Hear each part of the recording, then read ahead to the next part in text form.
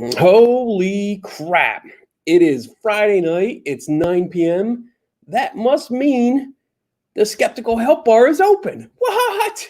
All right. Oh, my goodness. It is a special edition. It's an on-the-road edition because, as you can see, this is a different background, a little different background. And,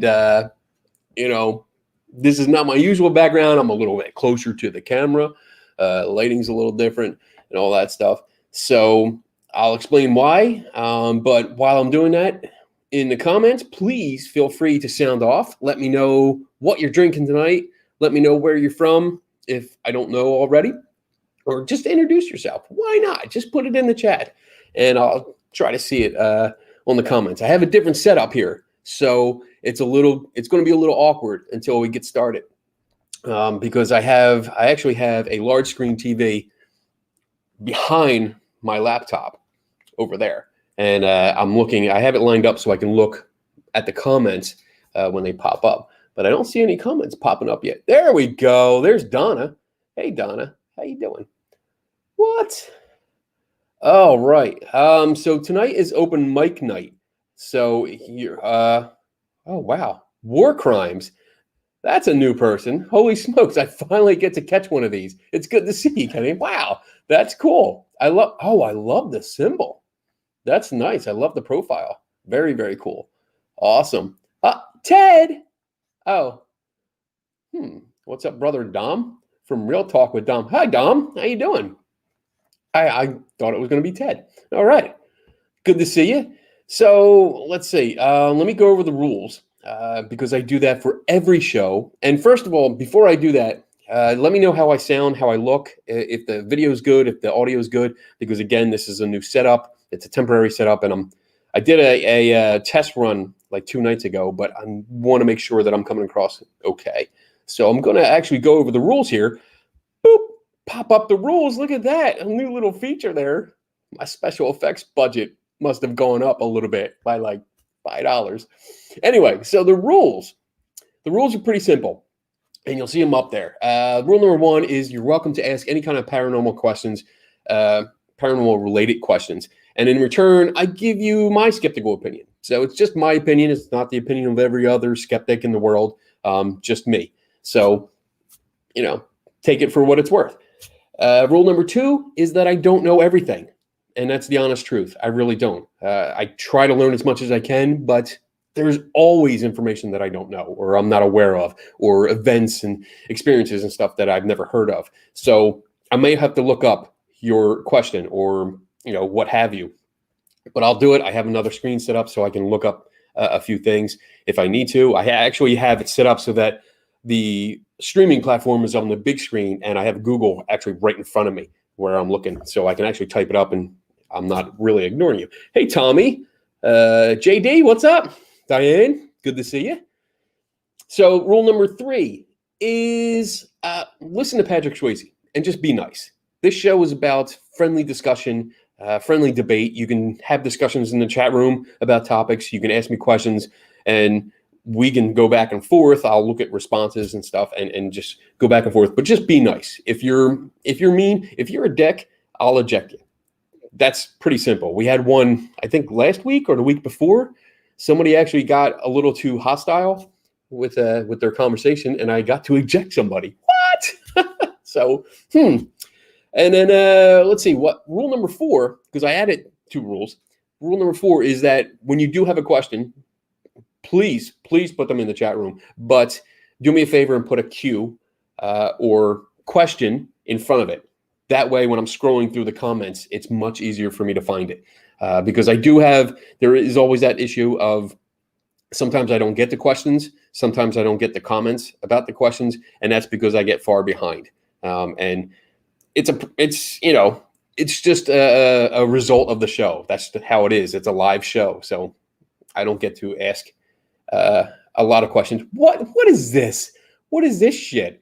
Carol Love says, I have finally run out of questions for now. Oh my goodness. I am sure that there are questions that you're going to have.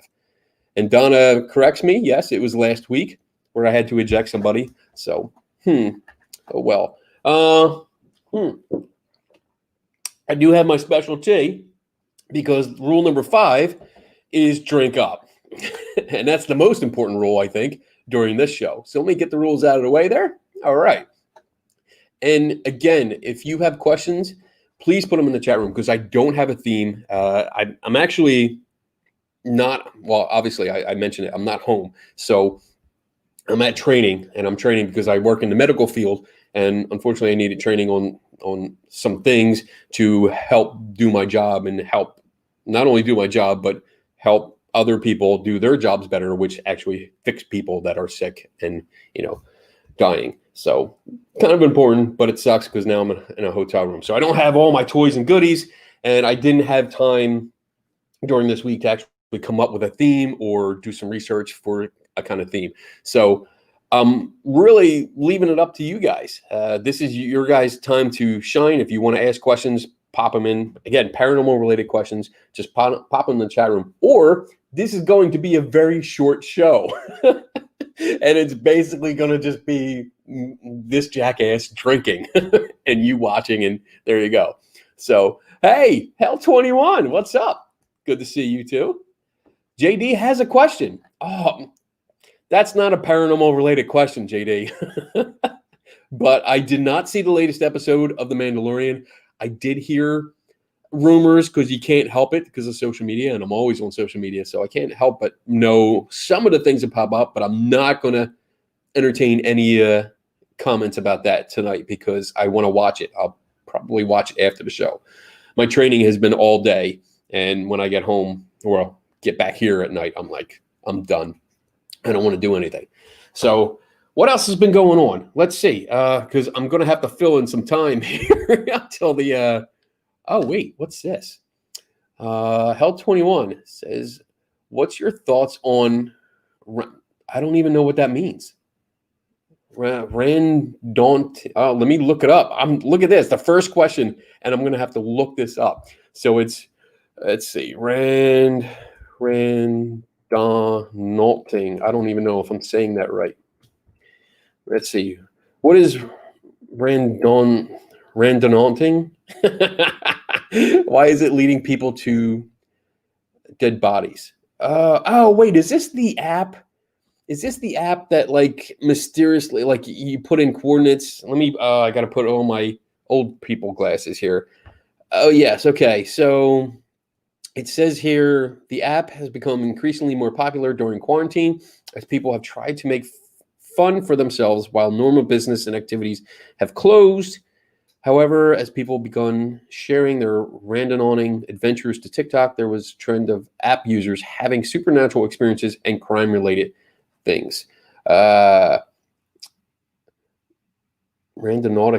What is that? So randonauting, I think this is what you're talking about. Yes. Okay. She says yes.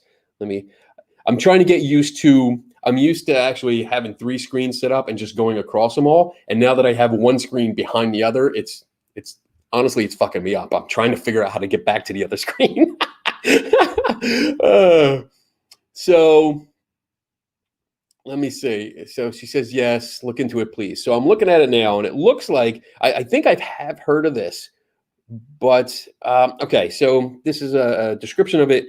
Randonauting, I'm just gonna butcher this word, is the act of using the app to travel to random places near you based on a, oh, here we go, quote, quantum random number generator and mother nature, end quote, which gives specific coordinates for you to follow.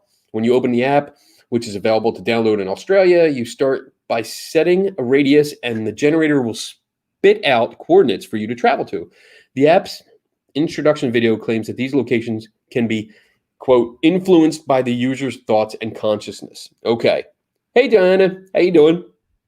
So, Hell21, and for everyone else, this looks like it's one of these apps that like Ghost Radar, the Obelisk, stuff like that. These are just apps that they're random novelty items. They are not influenced. They are certainly not influenced by the user's thoughts and consciousness. There is just no, I don't know how that would be possible. because I mean, we can certainly test it because I mean, if you're talking about my users' thoughts, I can definitely think of a specific thing and we can test it. But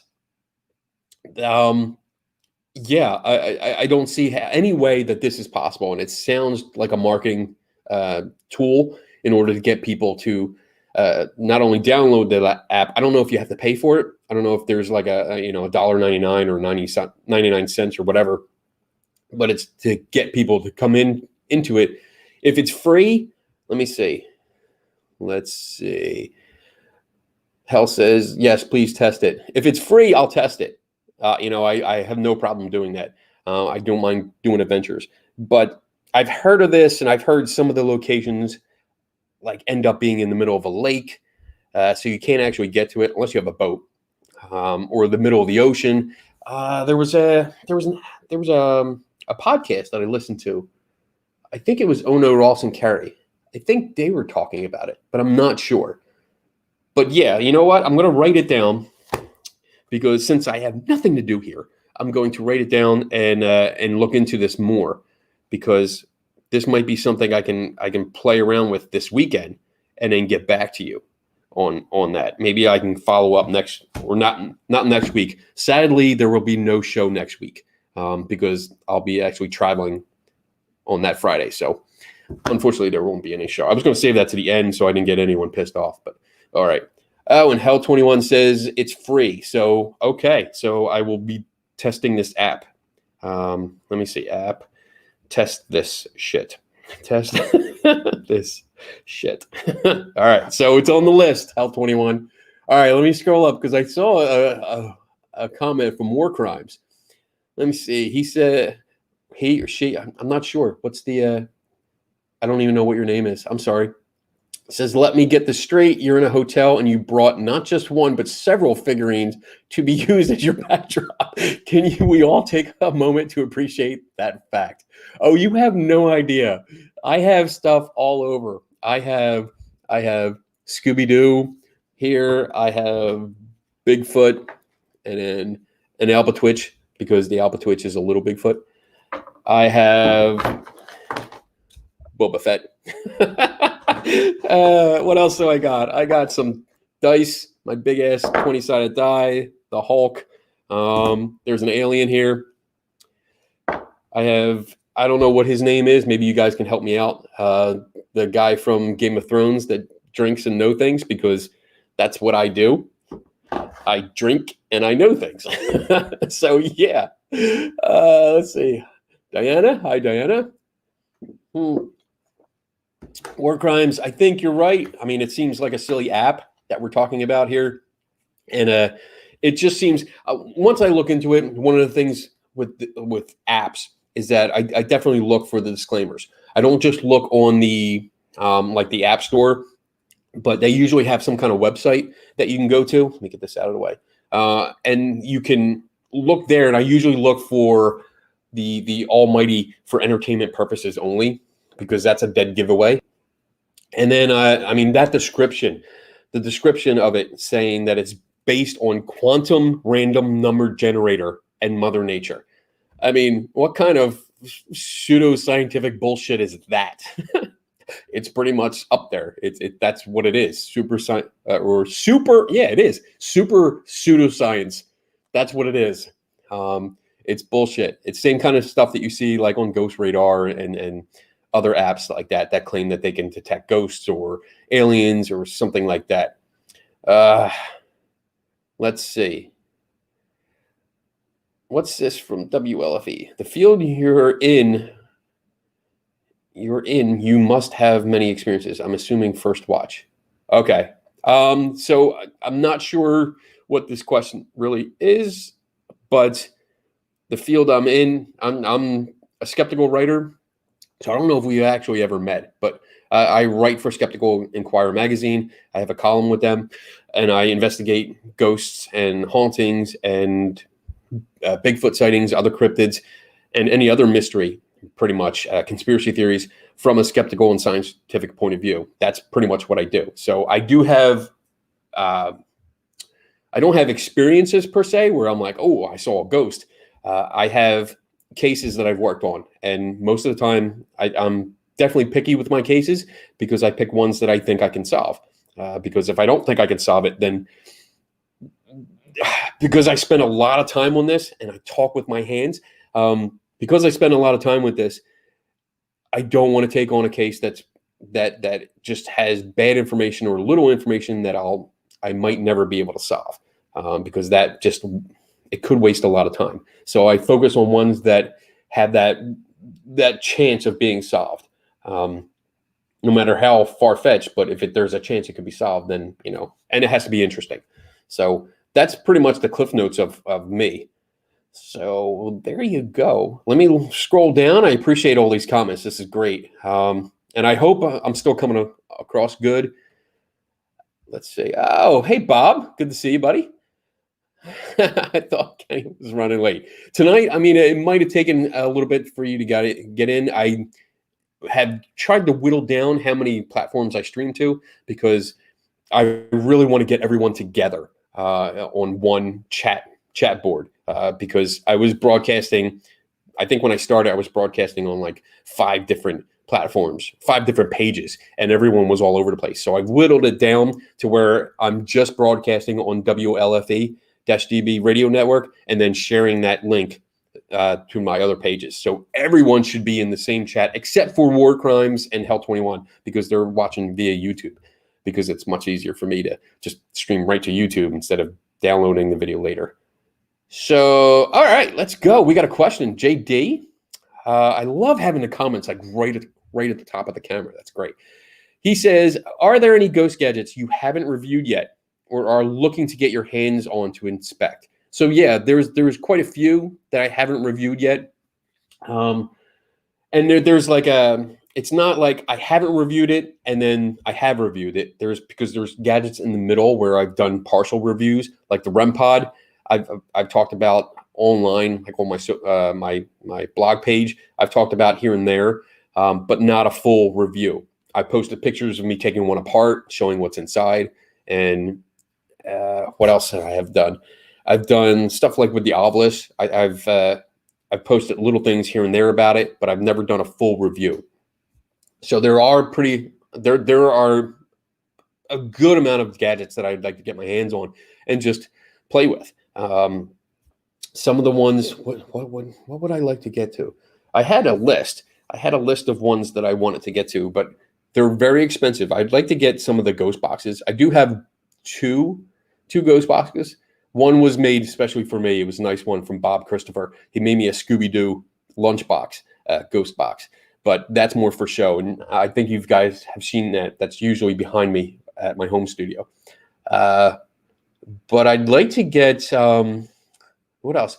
There's like Geo, what are they called? Geo boxes. I'd like to get one of those. I'd like to get one of the newer Oviluses and just to take it apart, just to see what's inside and possibly read the code to see what is going on in there. And there's a bunch of little gadgets here and there, like a thermal camera.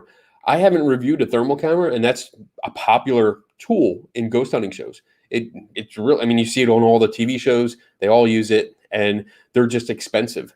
And that's why I haven't gotten them, because a lot of these, I mean, the thermal camera, I can understand. That's real technology that's used. It really does have a purpose. And so the technology behind it is expensive. And I want a good full-fledged one. I really don't think I want one of the ones that you can get and plugs into your phone. It plugs into the port of your phone. I want a full-fledged handheld FLIR type thing, so I can, because that's what you see used on the shows. And I'd like to get one and play with it and just see what could affect it. How, because I did have a chance to play with one of those. I believe my friend Dana from the New Jersey Ghost Hunters, my Peaches, I believe she had one. And when I went to Fort Mifflin in Philadelphia with them, she let me play with it. She gave it to me for the night, and I got to play with it and realized a lot of things about it. Like, for instance, it automatically adjusted the scale. So when you see that color scale on the side where it says like white hot, to like cold blue, and you see sometimes like a difference of like 20 or 30 degrees.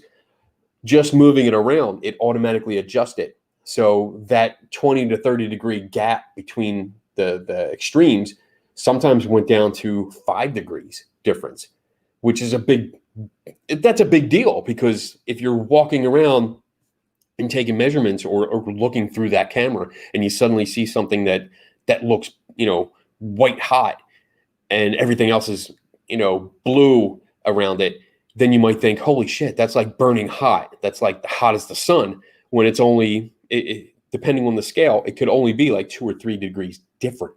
And I've seen TV shows that use those FLIR cameras, and they edit out that scale, so you don't see it. That red flag, total red flag. All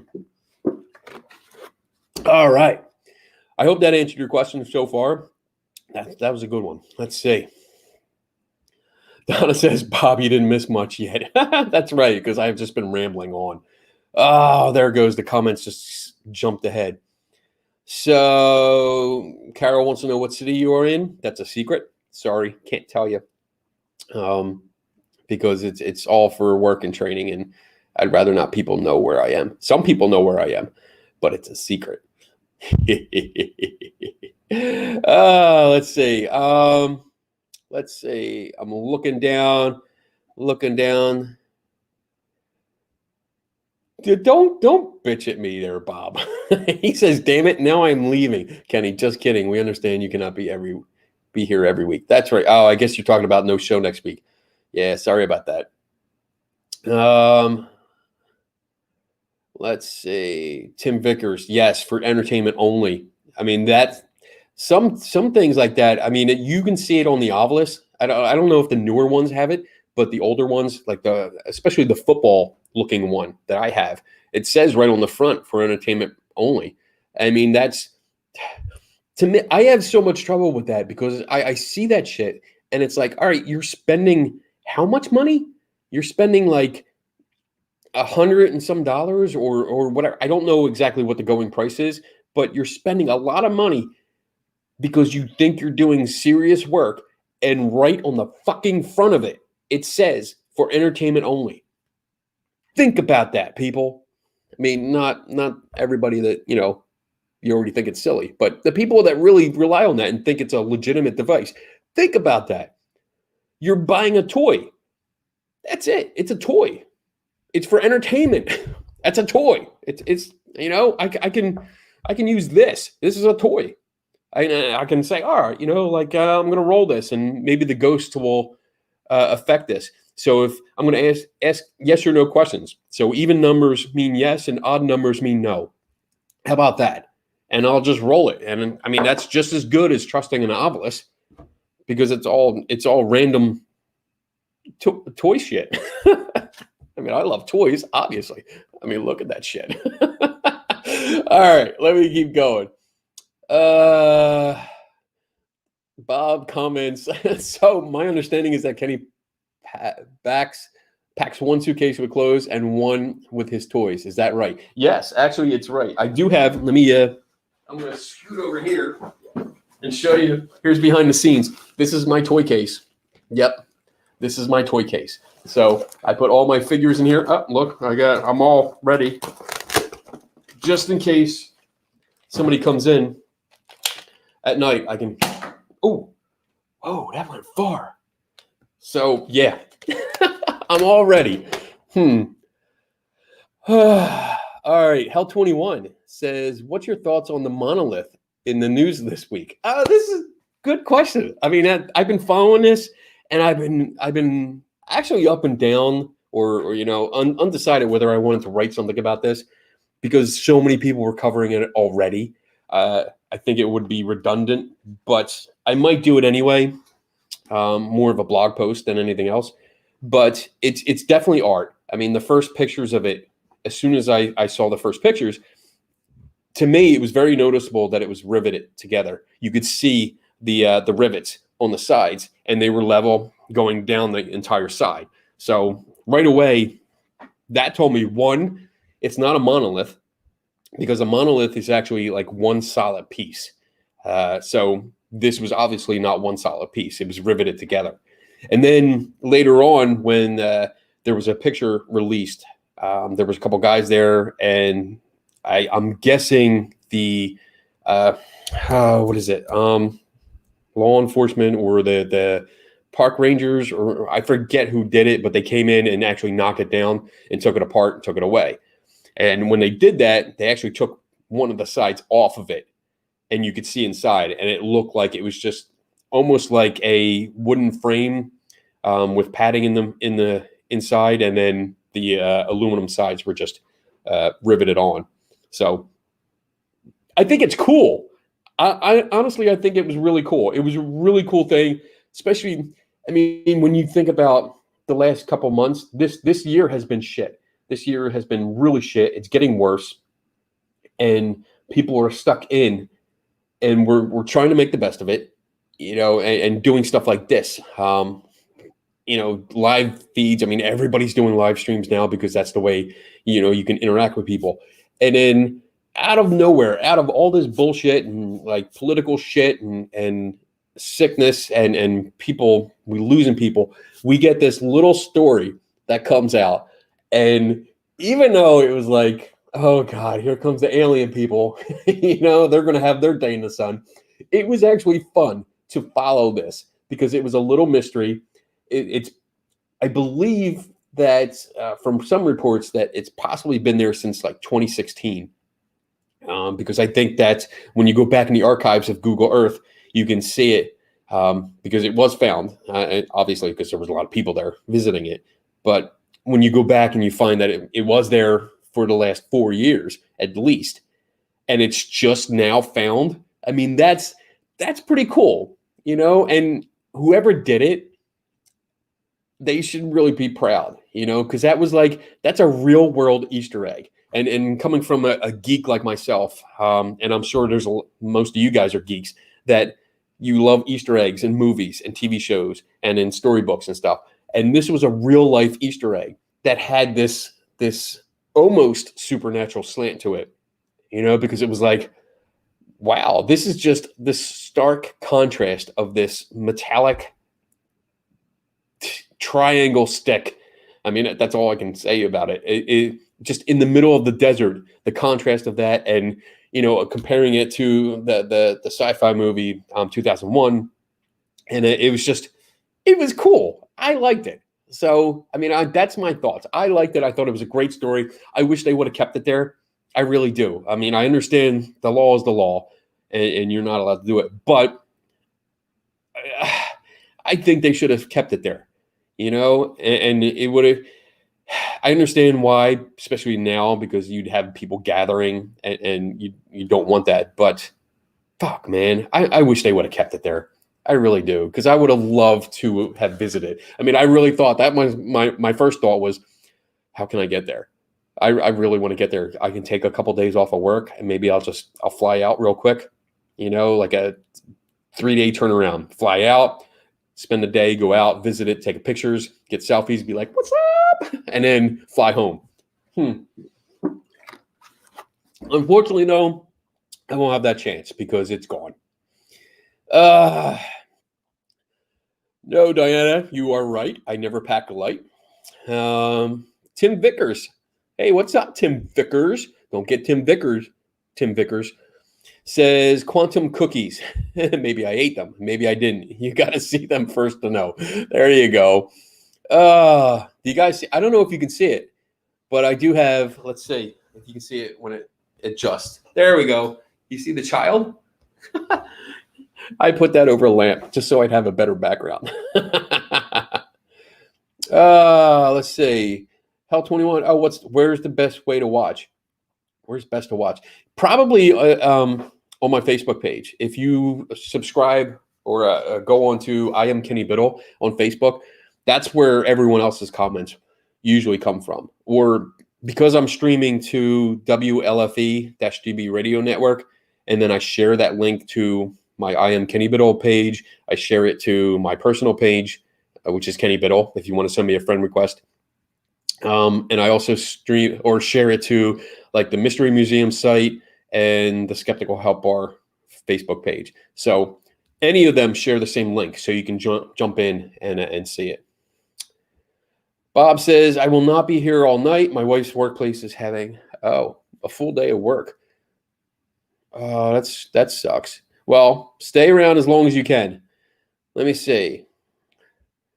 Carol says, can you post your wish list at some point? Sometimes I see stuff on Facebook Marketplace.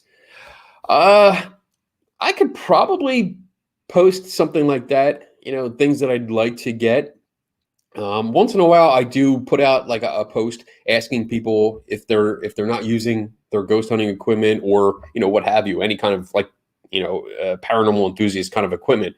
If they're not using it anymore and they want to donate it to science, because literally that's what you're doing, then hit me up. I can't afford to buy all this equipment because I simply don't have a budget, except for like the money that I get from the t-shirts and stuff like that, which helps with this stuff, and keeping the show going and other research. And I do occasionally buy stuff when I see it really cheap, or I can pay for shipping. That's usually the deal is. If you want to donate a piece of equipment to me, I will certainly pay for shipping within the United States, not from overseas, because that's expensive. Woohoo!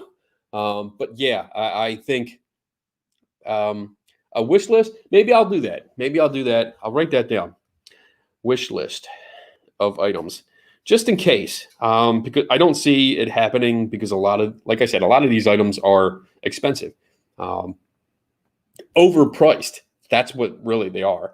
They're overpriced, because when you take them apart, like there's several things, all the ones that like detect static electricity or triboelectric, which is an old term. But all of those devices use the same exact component, and it's like cheap, like so cheap. I think I spent, it's a little sensor, and I think I bought 5 of them for $1.29. Yeah.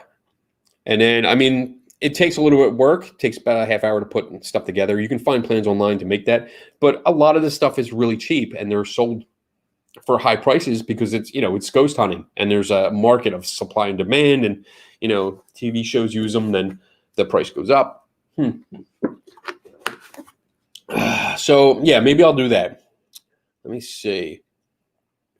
Let me go down. Bob says obelisk, like the one in Utah. Still can't wait to hear who put it up. I'd love to know who put it up. I mean, but actually, I don't know, Bob. I don't know if I want to know who put it up, because it's just a nice modern day mystery, and I guess because I spend my free time actually solving mysteries.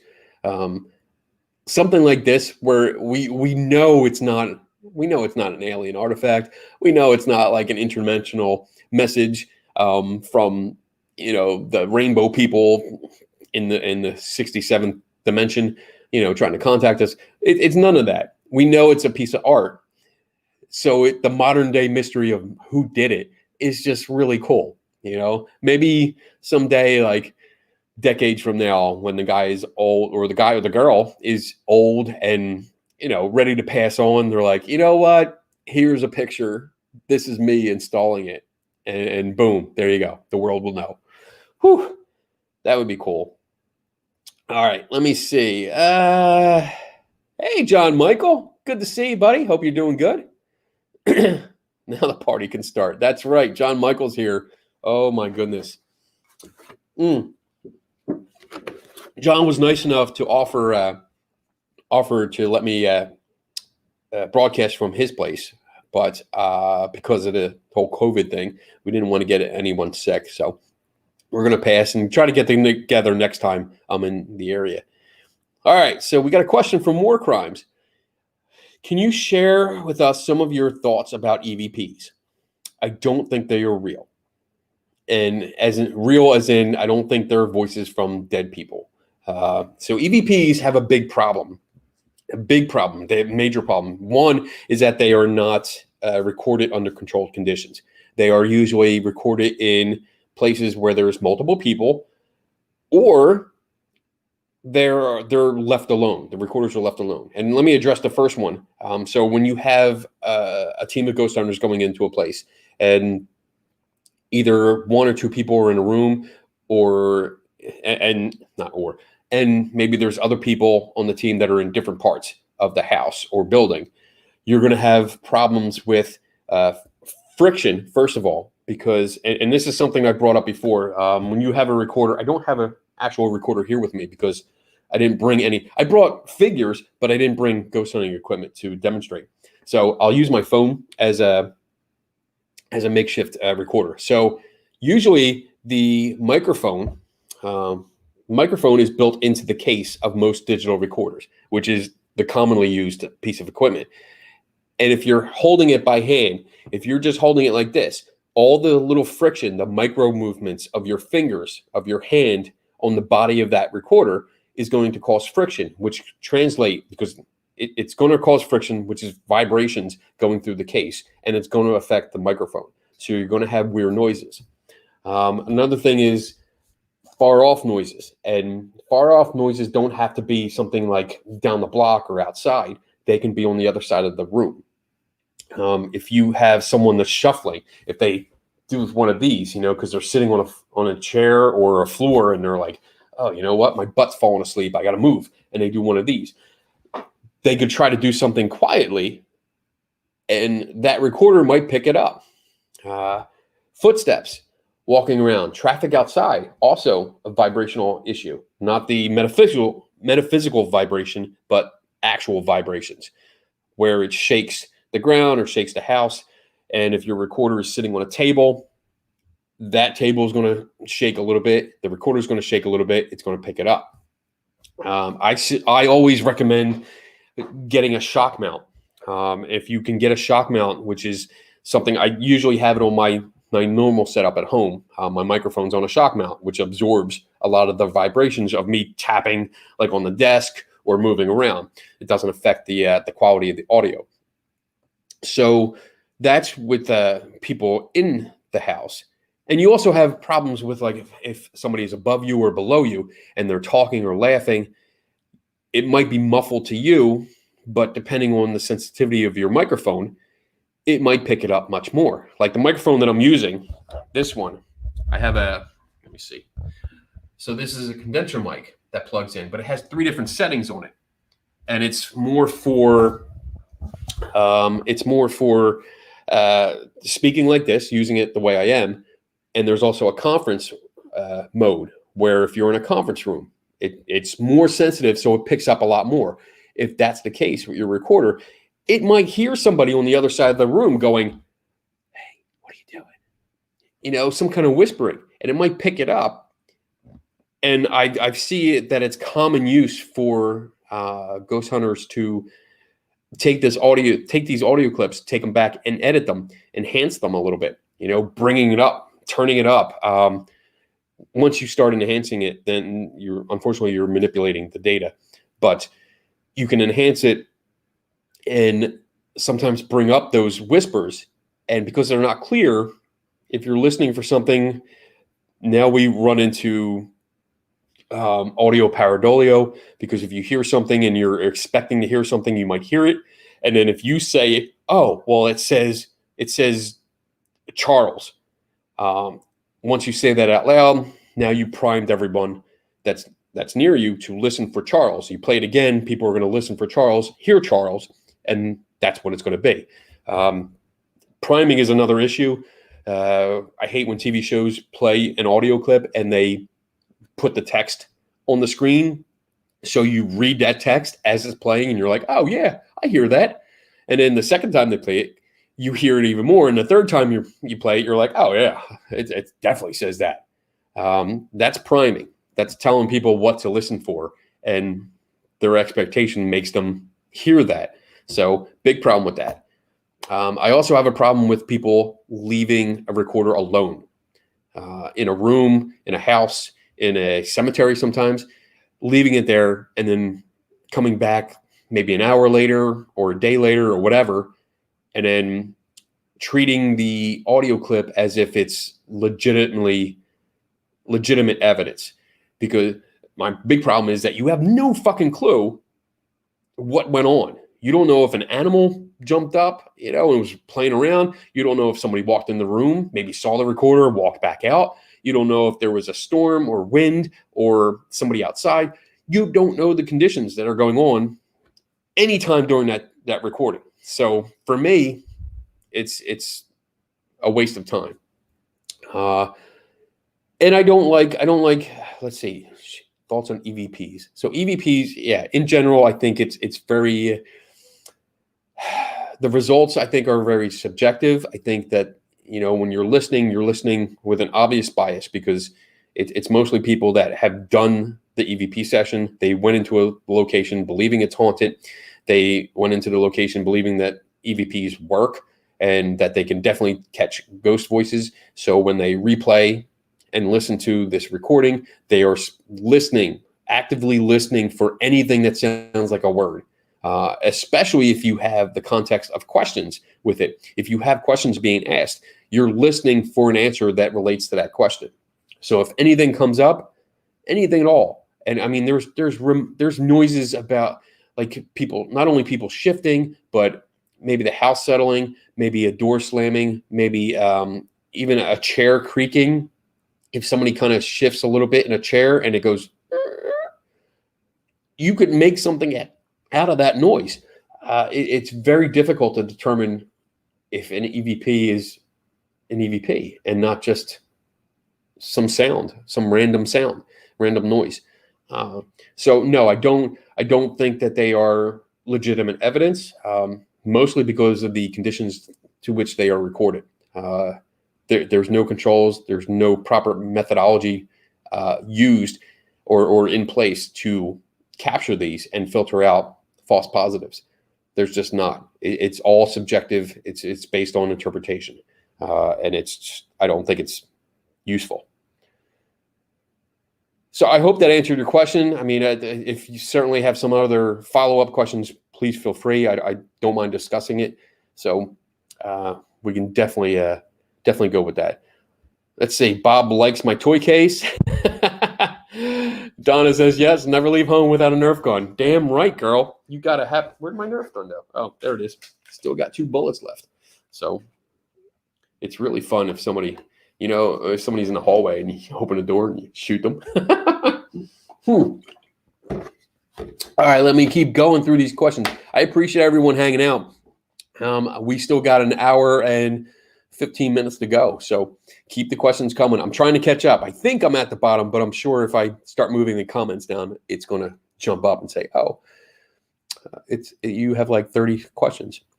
Let's see. One of them is really rough looking. Uh-oh. I don't know what. Oh, one of my Nerf guns? Yeah. All right. So let's see.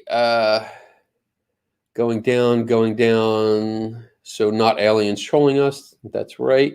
I knew it as soon as I started scrolling the comments bar. Just totally went crazy. Hey, Tom. What's up? Yeah, Tim Vickers did get Tim Vickers. We all got Tim Vickers.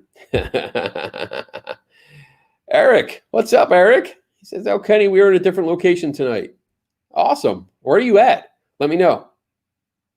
Hell 21 is going to head over. I think she's going to head over to Facebook and join the conversation. Oh, that's awesome. Warrior Mountain, MTL. Warrior. Anyway, Warrior, I appreciate that. That's really cool. I appreciate it. I love doing what I do, and I wish I could do it full time. I really do. And but I appreciate comments like that because I get a lot of negative comments, and it's nice to see good comments like this once in a while. It's really cool. It keeps me going. All right. Oh, Helana? Oh, that's your real name. Helana. Am I saying that right? I hope I am. Helana, wait. All right. What is the Kenny iced tea tonight? It is the Kraken. It's right back here. Picked up a bottle today. Cracked it open right before the show because apparently you guys don't like when I'm sober. I actually got a few of you guys, which is all in fun. I'm not complaining, but it was funny. I got messages from the one show that I was like, they were all messages about me being a little too sober. It was like you were all serious and shit. Like something that happened, you know. Oh, so I got to make sure, you know, I get my buzz on and entertain you guys hopefully on a Friday night. I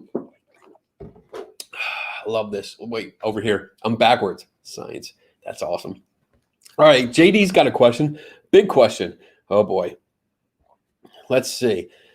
What do you look for in deciding whether or not a mystery might potentially be solvable by you or worth your time investigating?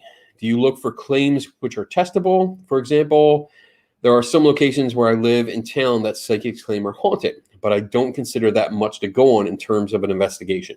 So that's a good question. That's a really good question.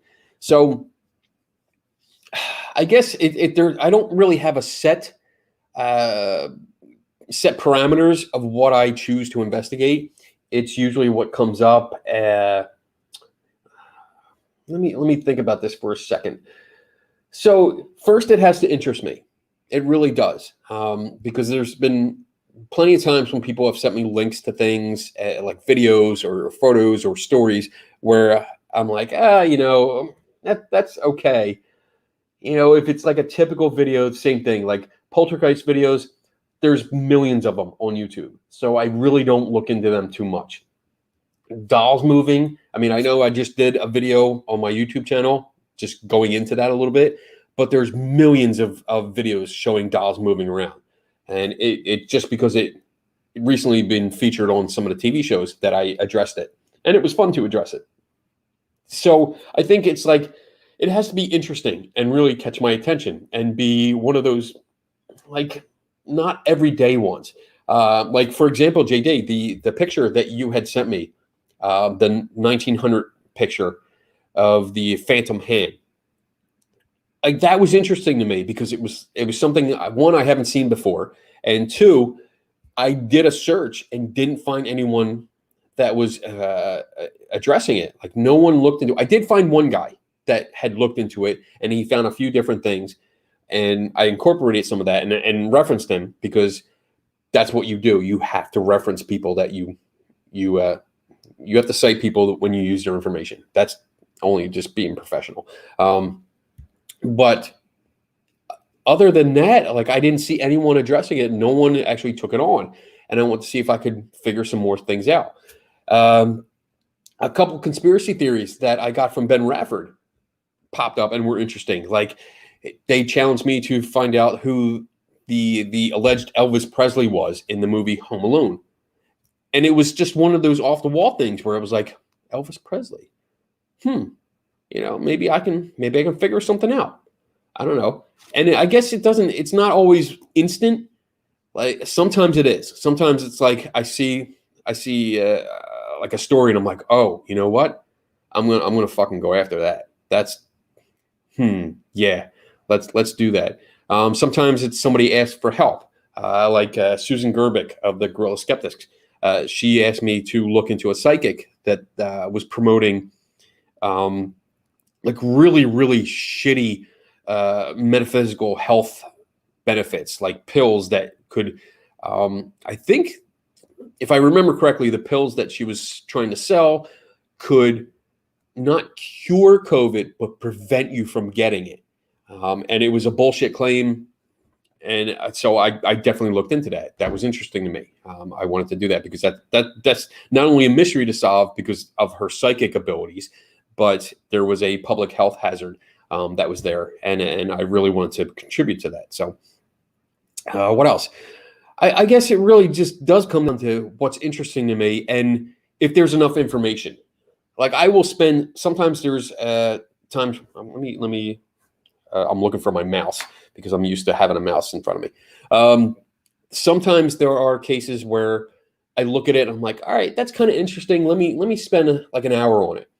And if I start and kind of like within an hour, I'm like, you know, There's just not a lot here, and it looks just a waste of time. Maybe the witness just has a history of hoaxing, or it's just not interesting enough, and it fades out. But if I start looking into it, and then like I look up from my laptop and realize it's like 5 hours later, then I know I'm into it. I start writing notes. I have my voice cracked there. I don't know why. Let me see. So I have books like this. So this is one of my notebooks that I carry around with me all the time. And if you look, I don't know if I'll show you real quick. I don't want to show you all my notes, but that's usually what happens. Like what is this? That's an article that I worked on. But usually if I start writing notes and I get like a full page like that, where I have a full page of notes because I started getting interested and started tracking people or places and chain of command, then I know I have something that's it's hooked me, and I'm gonna investigate it. So I have a few of those in the bank where I'm working on them in the background. Some investigations I know take years. I've been working on one that has to do with Rose Mackenberg, who was Harry Houdini's chief investigator of the time, investigating psychics. So I have a mystery that's associated with her that I've been working on for literally 3 years now. And it's like I worked on it for a year, and then I actually sent out for some information, and it took 2 years for that to get back to me. So I had leads on the way, but I'm still working on it, and I know it's going to take me time, but it's very interesting to me. So I hope that answered your question. I know it was kind of a roundabout way to say it, but like for your example, let me put it back up on the screen here, that you said like you have several locations in the area where psychics claim they're haunted. So that might interest me if I'm there. Like if I came to town and visited, or if we hang out for a weekend, when we're allowed to go outside again, and I come up there and it's like, all right, what are the claims? That's what I would look into. Like, what are the claims? Are there any testable claims that we can experiment with? And that might get my interest, and I can't come up with examples now, but if the psychics made specific claims that we could definitely test, then yes, we would be looking into it. You and me would be going to those houses and knocking on the door and saying, hey, we heard a psychic said something about your house. We're investigators, and we'll just go from there. So keep that in mind, because once we're allowed out again, that's going to happen. All right, let's see.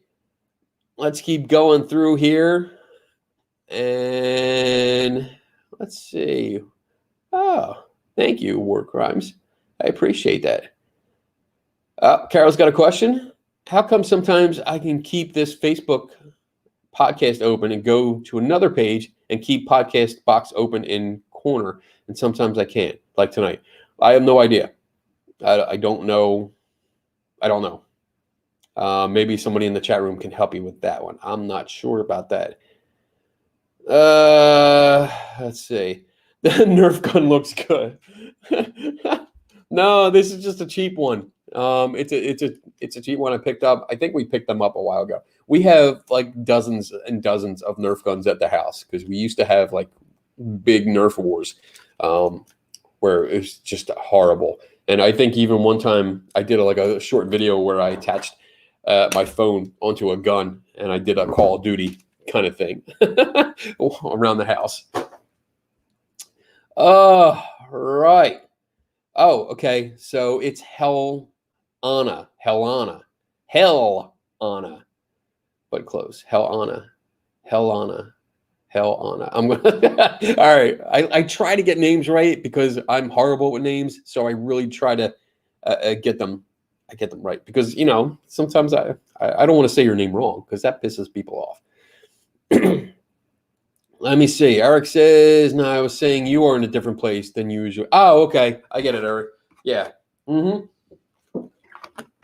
am in a secret location and doing secret stuff, training stuff to help, the world, because the world has gone to shit. All right. Let's see. John Michael says, "How do you feel about Adler's razor, also known as Newton's flaming laser sword?" Oh my God, I have to look that up because one, the second name actually sounds awesome. Adler's, let's see, Adler's razor. What is this? So, oh, wait, philosophical razor. Oh, um, let me see. I'm looking. I'm not. Oh, the Newton's flaming sword. Oh, let me put my old man glasses on. Flaming laser sword. Named after Isaac Newton, coined by Australian mathematician Mike Alder in 2004 article of the same name, to be hyperbolically much sharper and more dangerous than Occam's razor. All right. So it says a philosophical razor, which states that what cannot be settled by experiment is not worth debating. So if that's the definition we're going with, I'm not sure if I agree with that. What cannot be settled by experiment is not worth debating. I mean, it isn't a philosophical debate all about debating things like that. So I don't know about that. I mean, that's because I love doing experiments. I love doing experiments, and then testing claims, testable claims, obviously, because they're testable, and you can't test untestable claims. But in this case, if that's it, if it can't be settled by an experiment, it's still worth talking about it because it's like a thought exercise to me. Because I mean, a lot of I'm going to pick on psychics for a second here. A lot of their psychic powers really can't be tested because it's when you try to nail down a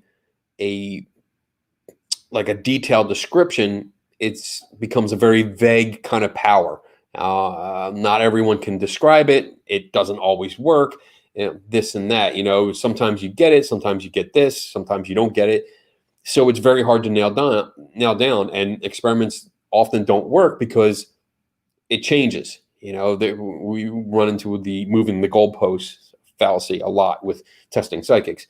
So it's still worth talking about because if someone does give a description, especially when they're not being tested, that's usually when you get a full description or a more detailed description of what they believe that they can do. And then you can actually have a discussion about it and say, well, if you said this, then okay, logically we would follow this path of thought, and then just talk about it.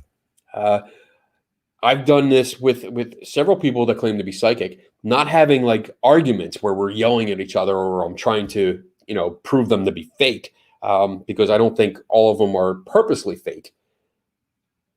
But I've had conversations where we've talked about specific events, specific hits, if you will, and come to alternative conclusions by looking at the details and saying, well, you could have gotten this information from a party that both of you attended before, like the conference, or just looking at a person. Sometimes you can get certain details. Do you think you could pick it up from there?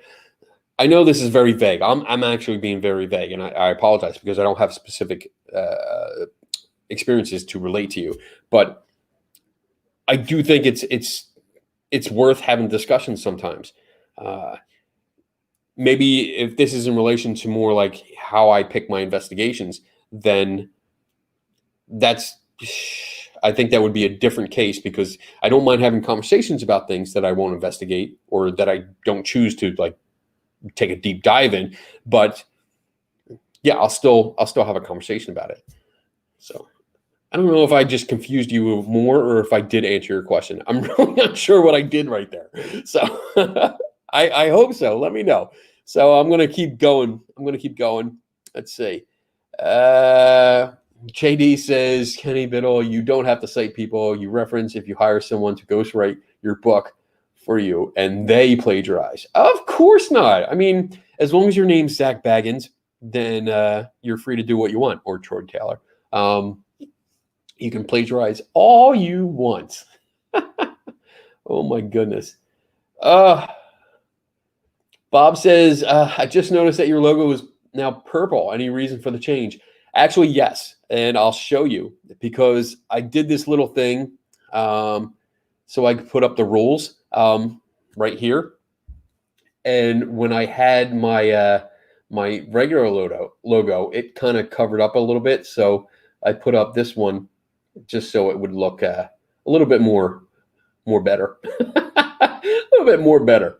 So that's the only reason why, because I wanted to put up the rules in the beginning so people could read them, and just in case.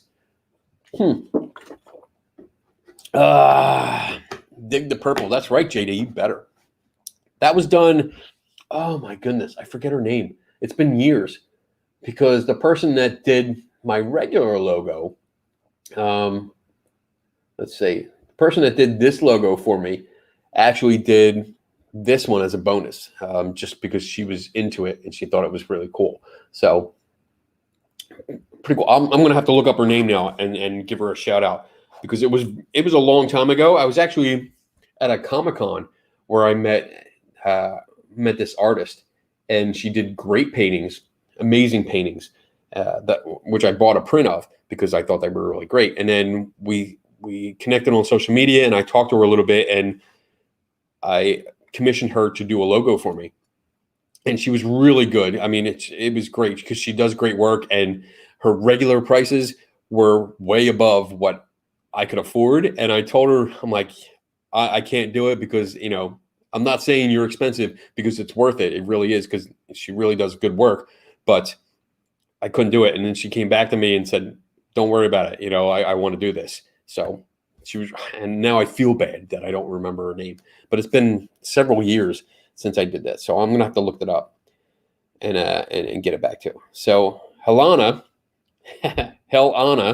says, have you heard about this sky diamonds claim? Making diamonds from extracting carbon emissions from the atmosphere. Think there was a story on a news channel earlier in the week. Sky diamonds. I don't think I've heard of this at all. I think, you know what? I'll look it up real quick.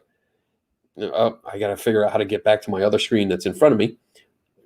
All right. So sky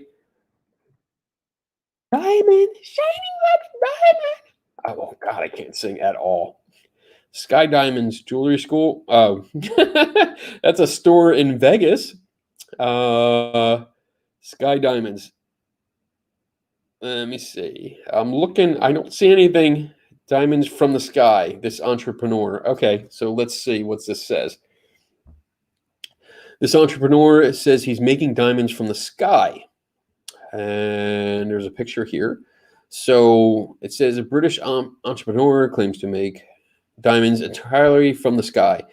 Dale Vince, who is the founder of green energy provider Ecotricity, that's a good name, says his lab-grown diamonds are environmentally friendly because they are made using carbon drawn from the air. Vince's new venture, Sky Diamonds, said in a press release it was capable of creating the world's first zero-impact diamond. I don't know if it's zero-impact diamond because you're taking carbon out of the atmosphere, so got to have some kind of event or impact. I mean, every action has a reaction. So I don't know what this entails, but it looks like he's making diamonds.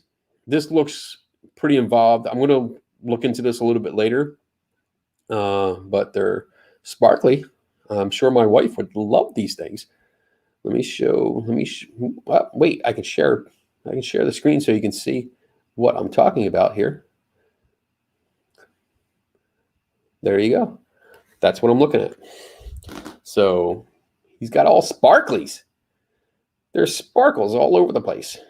Whee! All right.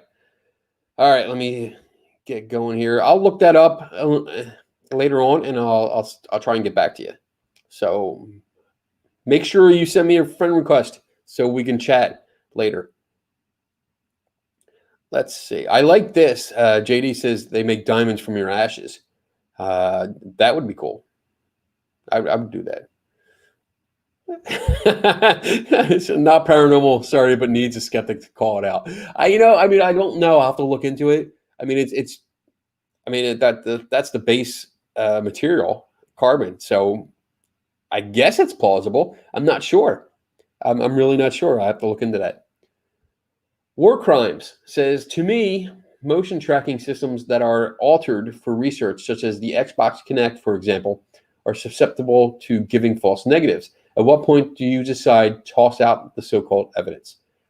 So, all right. That's right. Had to take a drink for that. So I guess the first problem, if we're going to go with the Xbox Kinect, the first issue is that it's not being used as intended. So the Kinect has actual rules, and it has parameters that it has to work into. It can be motion tracking. It has motion tracking as part of the software, but the way it works is from a infrared speckle pattern that is broadcast out and then read by a separate camera, a different sensor that reads not only the where the dots are in space or the size of the dots, but it also reads the shape of these dots. And I mean speckles, dots. It puts out this speckle pattern. If you ever seen Paranormal Activity, one of the movies where they actually use it, you see all the green dots all over the place. Well, the infrared sensor that reads those knows where each speckle is supposed to be, and if it's a different distance, so it's smaller or larger than depending on its size, it knows how far away it is. Depending on its shape, if it's ovaled, that means it's usually going around a curve. So if you ever shine like a flashlight, when you put the beam on, like a focused beam, if you put it on a flat surface, you see like a circle. But if you put it on a curved surface, it'll oval out like this, and that tells the software that it's going around a curve. So it's not, that's the motion tracking part of it, or at least how it reads the environment. But the rules say that it has to be stationary. It also has to the area that it's reading has to be clear of furniture, has to be clear of everything except the players that are playing the game. So when the Kinect is put on a handle, a grip with a tablet, and you're walking around, it's constantly violating the rules, first of all, because it's seeing different kinds of furniture. And it can associate those pieces of furniture with people because it's not perfect. And it's running off of different, it's got a library of different shapes and sizes of people. So you're talking from little kids to adults of all shapes and sizes, like shapes and sizes, because there's a lot of sizes out there. And sometimes chairs will come up, and I have videos of these on my YouTube channel under Xbox Kinect. There's chairs, book bags, bureaus, couches, even the archway between my living room and dining room. There's a little arch going around it that shows up as a stick figure. So at what point do I decide to toss out the so-called evidence? I toss all that out that I see because, first of all, it's not being used properly. So you're not following the rules. If you're not following the rules, I'm not going to listen to your data. I'm not going to look at it because you're just not setting it up the way it's supposed to be set up. What else? I also found that other infrared light can affect that. I've played with using infrared light, and if you use like infrared illuminators, you can disrupt the speckle pattern that the Xbox puts out. So that can fuck up the reading. But let's see. I'm looking at your question again. Xbox Kinect, for example, is susceptible to giving false negatives. False negatives or false positives? What would be a false negative with that? Like, I would consider a stick figure on a chair to be a false positive because it's positively identifying something as a figure when it's not. But maybe you mean the same thing. But yeah, I mean, if you're not starting out using a piece of equipment as it's originally intended, then you already screwed yourself. It's not my fault. It's your fault. Not you specifically, war crimes, but the person using it.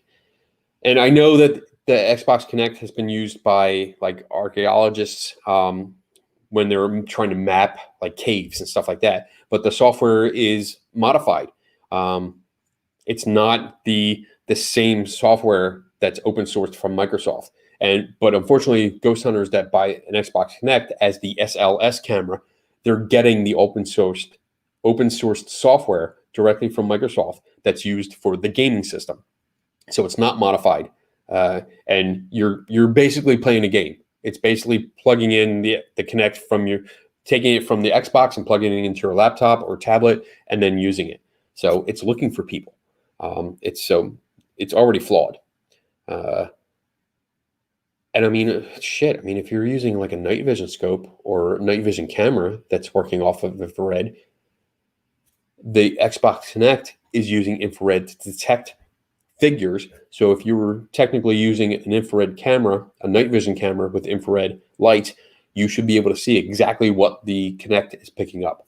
So side by side, if you're not seeing a ghost, it's not detecting a ghost. So I hope that answered your question. We could really get into that a lot because there's so much more to talk about on that one. What time is it? Oh my goodness. Been on for an hour. I'm going to play my commercial because I have it stored. So I'm going to play my commercial and I'm going to come right back and keep going. I love these questions. And I see this. You're trying to keep the questions broad. You're doing a great job. I mean, I love the questions. These are good questions, War Crimes. I appreciate it. So let me play this commercial once I figure out where it is. And then I'll be right back. Oh, I got to take the comment off first because that'll stay up on screen. And then here we go. Hey there, my friends. Are you looking to show off your science and skeptical side like these fine people? Then head over to my Teespring store where you'll find lots of t-shirts, coffee mugs, tote bags, fanny packs. Yes, they are coming back. Face coverings, yoga pants, and even pillows. What? Yes, there's lots of designs. You'll get some cool merch, and the money from your purchases go right back into my research efforts. We all win. So check out Scientific Skepticism at teespring.com. And remember, kids, never stop learning.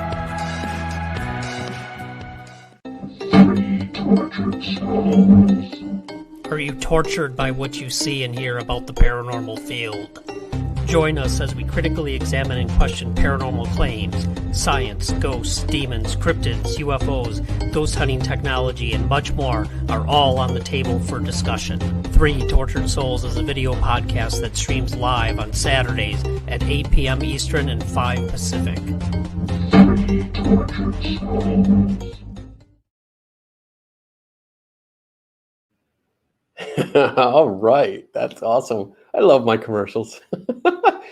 And if you guys have a commercial out there that you want to advertise, let me know. We can work something out. I do offer a little bit of advertising space, really, really cheap. So, and all the money still goes back into this. So let's see. I'm going through the comments here, trying to catch up. Oh my goodness. Bob is actually talking about string theory versus quantum loop mechanics. Oh my God. With our current equipment, we cannot experiment in those two theories, but it is important to astrophysics to make arguments. Yeah, I definitely. Uh-oh. Bob's leaving us. The wife is home. He's leaving us. Damn it, Bob. Thanks for stopping by, dude. Appreciate it. All right, let's see. Looking. Oh, got a question. Let's see. Carol says, at Mordecai House in Raleigh, they say if you make a derogatory comment about a spectral mistress, her photo will slam down. That would be more testable than more random incidents, right? You should visit. Well, as luck would have it, I did visit the Mordecai House. Let's see. It was maybe like 2 or 3 years ago. I did stop by there. I was in Cary and looking for things to do, and I actually looked for haunted locations in the area. and that popped up. I had heard about it before, and several people, John Michael in the chat room, and Nick, they both suggested that I go there. So I did. I went and visited it, and I talked to the guide. The guide was very nice. She was great. I told her what I was doing there, and she was like, okay. I took the tour and told us about different things that are going on, and they mentioned this about this picture frame, and I forget the woman's name. So forgive me, I haven't been there or looked this up in a while, but the certain picture frame on a bureau in one of the bedrooms, that if you said derogatory remarks towards her, yeah, the picture frame was supposed to slam down and do stuff like that.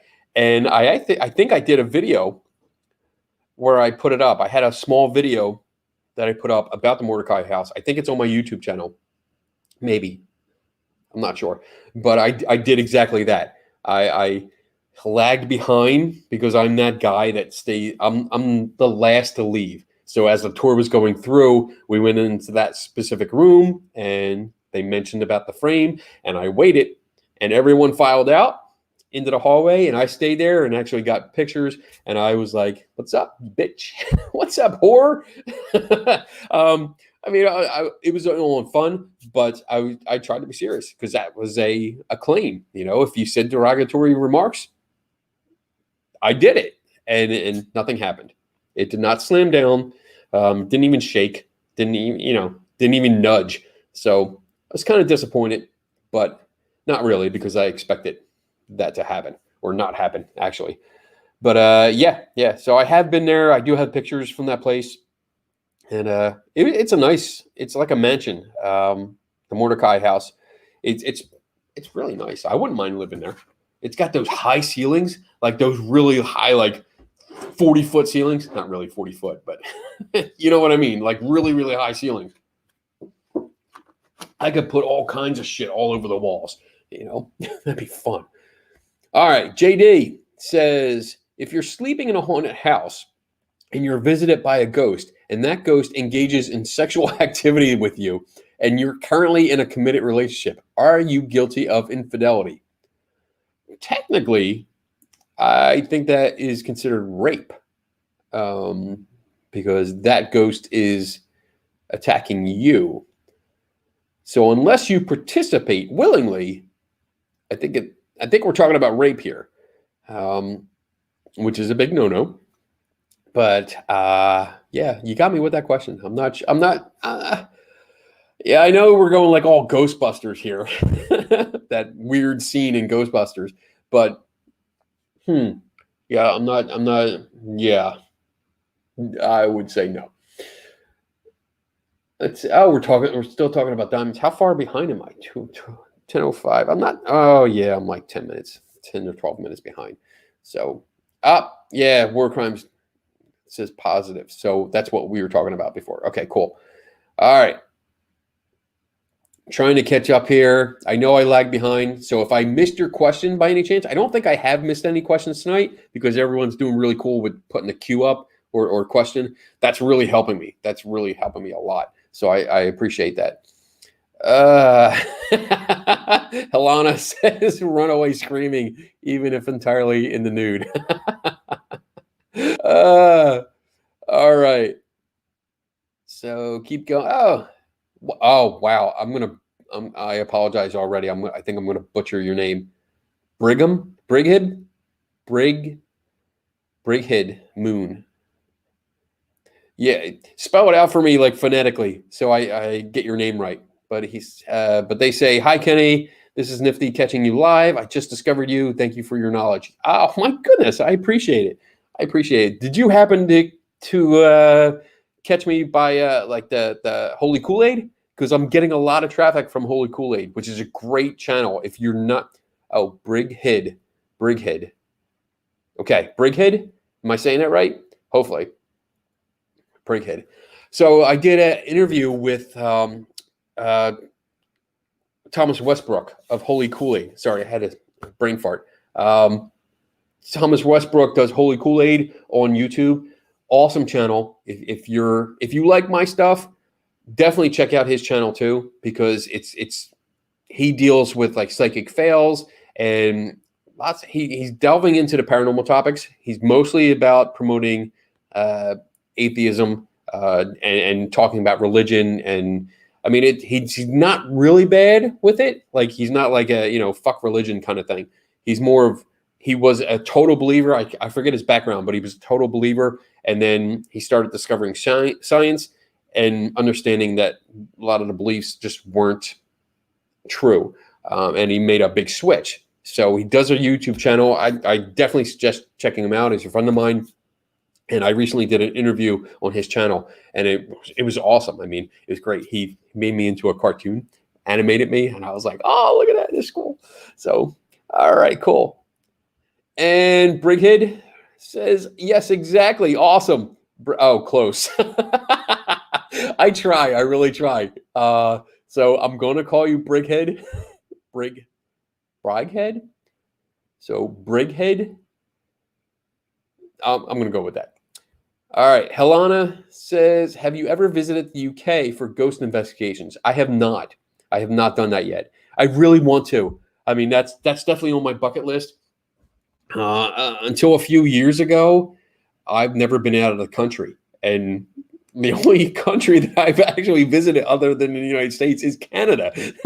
So, because my wife and I went up to Niagara Falls, and my son too. We went up to Niagara Falls, and we went on the Canadian side because that's the best side to go on when you want to watch the falls. So that's it. And I know that there's a lot going on in the UK that I would really, really like to experience. So once this whole global pandemic is over, that's going to be on my bucket list. There's a lot of sites out there, and I'm starting to interact with a lot of skeptical groups over in the UK and Australia. I'm actually going to be I'll be announcing it soon, but I'm going to do a guest spot on the Australian Skeptics in the Pub in January. So I'll be doing a Zoom call with them, like a meeting, and talking to them. And I'll also be on different podcasts over there. So I'm looking forward to that. So yeah, getting over the UK is something I really, really want to do. And I think, honestly, I would love to just win the lottery, quit my job, and then go over there for like a year and just explore all the places over there, because there's so many. It would be so much fun. And lately I've been seeing a lot more like mysteries, my kind of mysteries coming out of the UK that I would really like to go to, because visiting a location is one of my like priority investigative strategies. Just go to the location, get on location, and look at the place, get a feel for the place, and see what's going on. So definitely want to get that on my bucket list. So there we go. We're going to keep going. Thank you for that question. I appreciate it. Yes, he found me on his. He's cool. I love Thomas. He's awesome. We met at SciCon. Thomas and me, we met at SciCon like 4 years ago, maybe 3 years ago. And I had no idea who he was. And we met at SciCon in Vegas, and it just hit it off. I mean, we chatted about YouTube channels, and he's offered to help me boost my YouTube channel. He actually gave me some pointers that I put into effect last week, and really updating some stuff. So really good guy, honest, down to earth, and just fucking as nice as you can be. So definitely love the guy. All right. Getting to the end here. What time is it? Oh, I'm getting there. Helena says, spontaneous human combustion used to scare me as a child. Has this been scientifically explained? So right now, as I know it, I guess my current understanding of it is that, and I don't know why I'm doing this with my hands. My current understanding is that it was the candle wick theory. So depending on the victim and the amount of body fat that they have on them, there's usually some kind of ignition source, which is usually like a cigarette or a candle or something like that. It's usually a cigarette or being too close to a fireplace. And I believe that there's a famous photograph of a burnt body, or the ashes, the remains. Let me get this right. So the photograph is by a fireplace. It's a living room, and I think there's like part of a leg, like the lower leg and foot, that's visible, and then there's a whole bunch of ash there. And that, I think, case was investigated by Joe Nickel of Skeptical Inquirer, and the most likely cause was that the person had probably a stroke or a heart attack and fell down off their chair close enough to the fireplace that they actually caught on fire.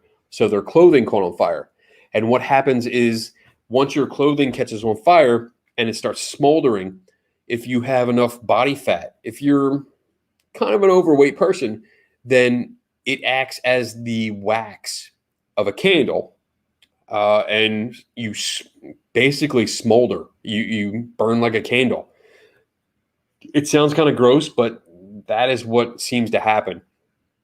And usually it's a cigarette. Somebody falls asleep in a chair with a cigarette and maybe has a heart attack. There's always a speculated natural cause, because obviously most of the body is burned, so you really can't tell if they had a heart attack or not. But from what I gather, the clues suggest that something made the person incapable of moving.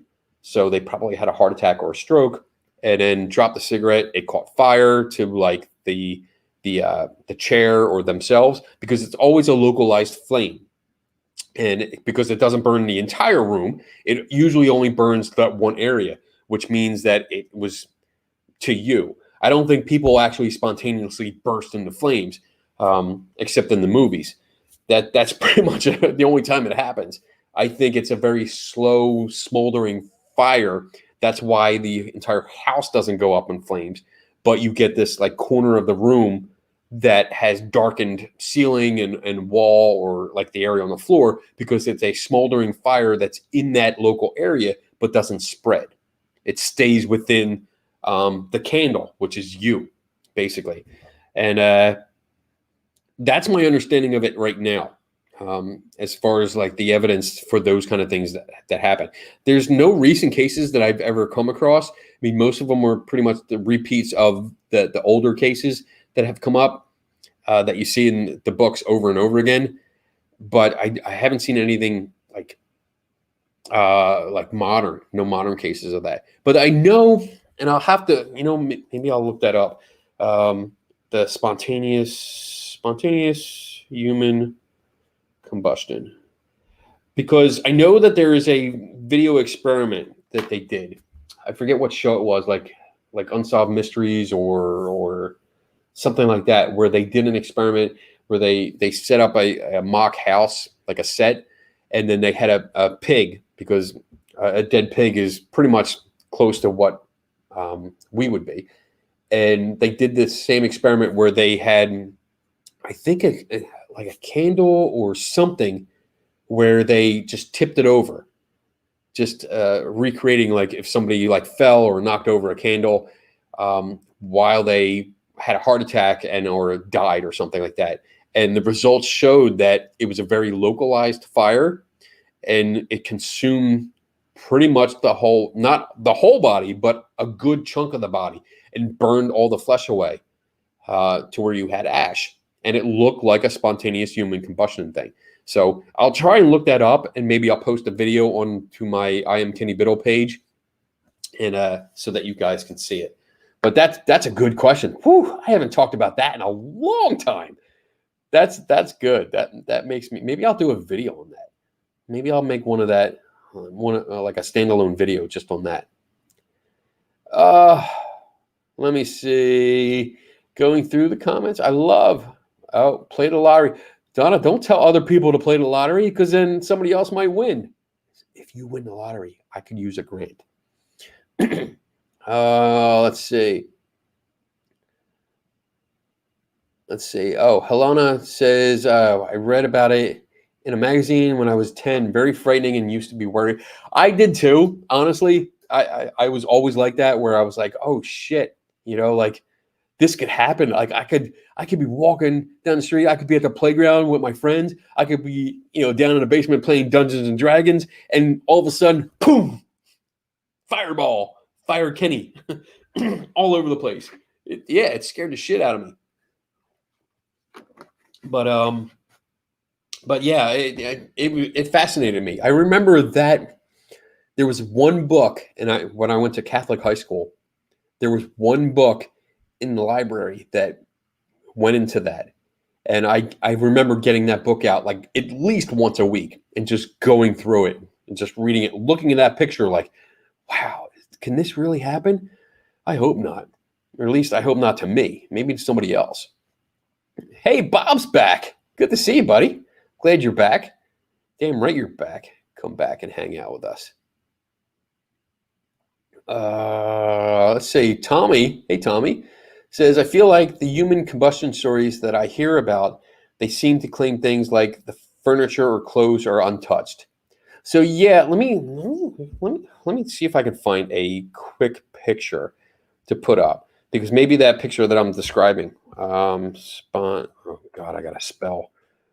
I think I got enough of a buzz. I don't know if I can spell right. Spontaneous. Oh, that's not what I'm looking for. What's that? Spontaneous human combustion. Let's see. Images. And we're looking. Oh, what the hell is that? I don't know what that is. Oh, I don't know if this is too graphic. So I don't know. I don't want to put that picture up. I might get like flagged for Facebook or something like that. There's the picture. I think this is part of the picture that I'm talking about. Let me see what it looks like. Okay. All right. So I guess I'm going to give a warning here and say that this image is going to be a little graphic. So if you're not, if you're a little queasy, then I suggest you look away. So, all right. So let me back up here and get it so it's almost full size here. So when you guys see it, you'll be like, oh, cool. All right, so I'm going to share this. So again, if you're queasy, don't look, because I don't want anyone getting sick or reporting me for like being like, oh, he's putting like dead bodies up on the screen. All right, so this is one. I think this is one of the pictures I'm talking about. This is not the full picture, but you can see obviously this is the bottom part of a leg, and this is the carpet of the room. But you can see, like, it's a little hard to see. Let me take away the frame here for a second. Oh my gosh, I feel naked without the frame.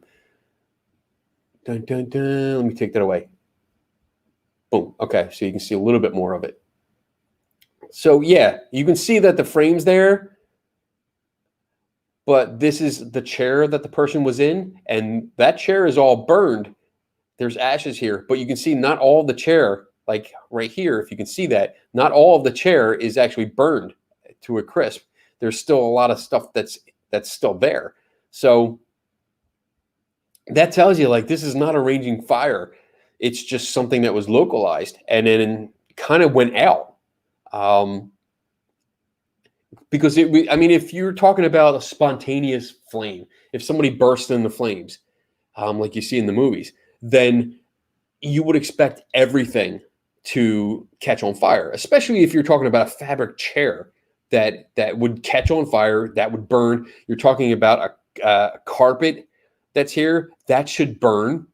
And if this is against a wall, that should burn and then spread throughout the house. But it didn't. I mean, you can see this area right here. This is the bottom of the chair, and it's still solid. It's still there.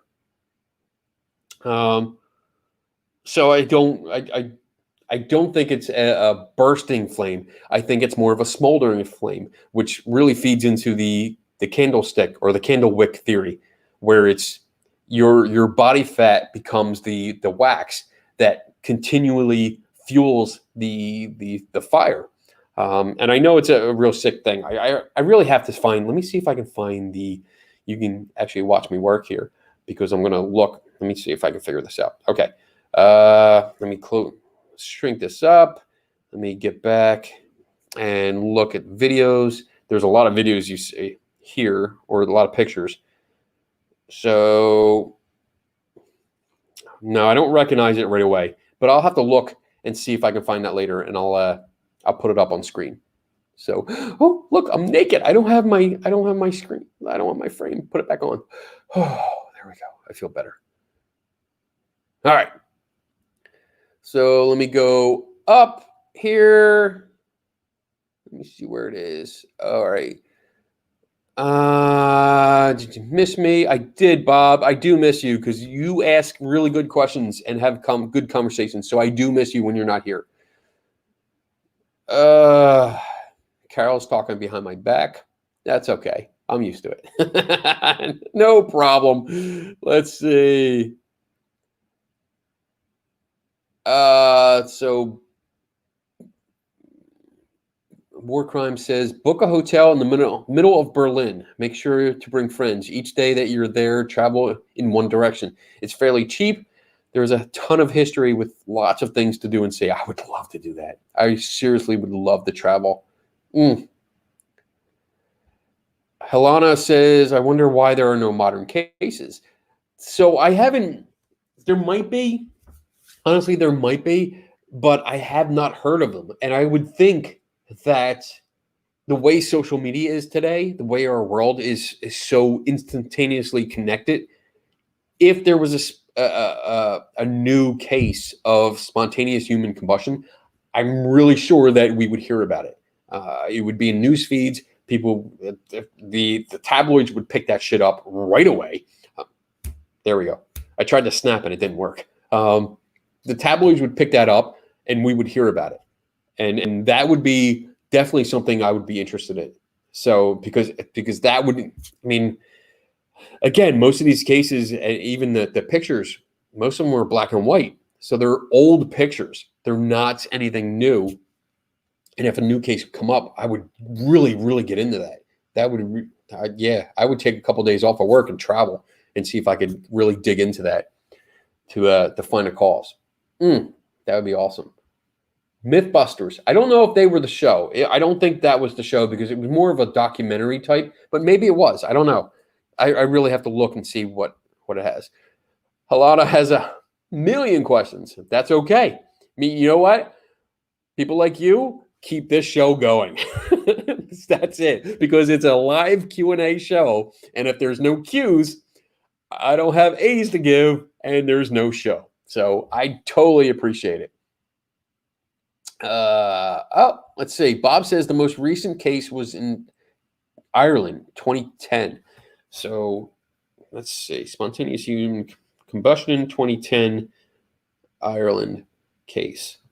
All right. So I might look into that. I'm not might. I'm definitely gonna. All right. So let's see. Brigid?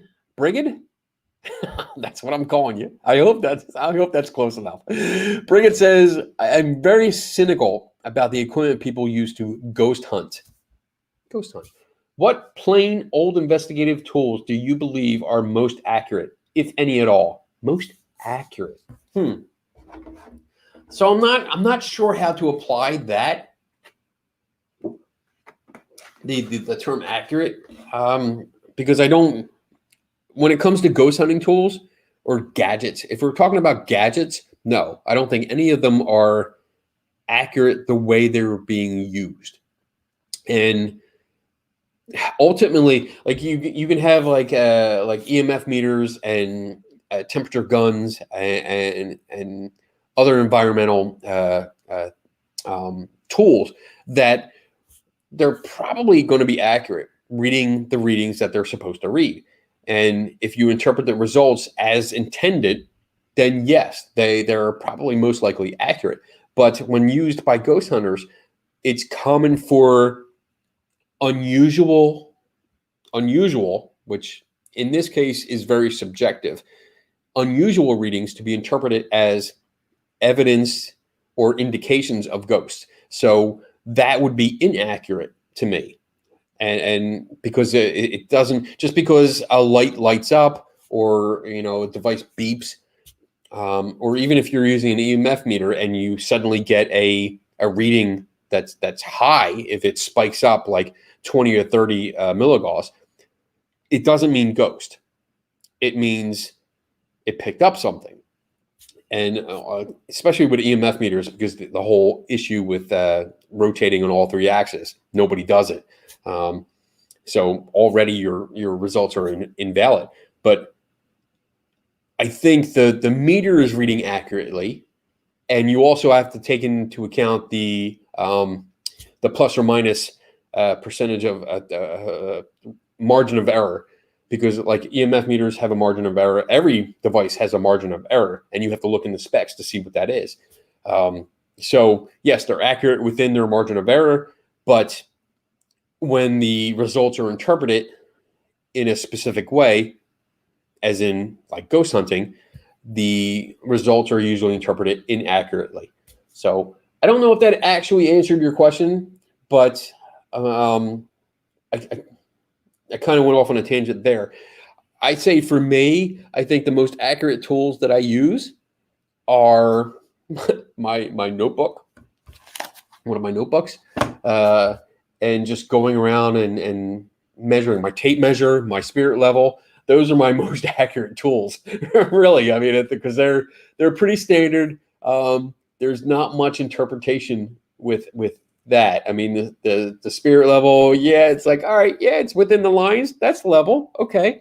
You get that bubble there. Tape measure, pretty standard. There's really no subjective interpretation there. It's like if something is like 2 inches or 20 millimeters, that's what it is. You know, there's not much you can do with that. So I think that would be my most accurate tools: my tape measure, my spirit level. What else do I use? Well, the other tools, I mean, I use different tools than ghost hunters. So I use more like evidence collection bags, and gloves and stuff like that. So I'm not sure if I answered your question that you were hoping for. And if I didn't, please clarify.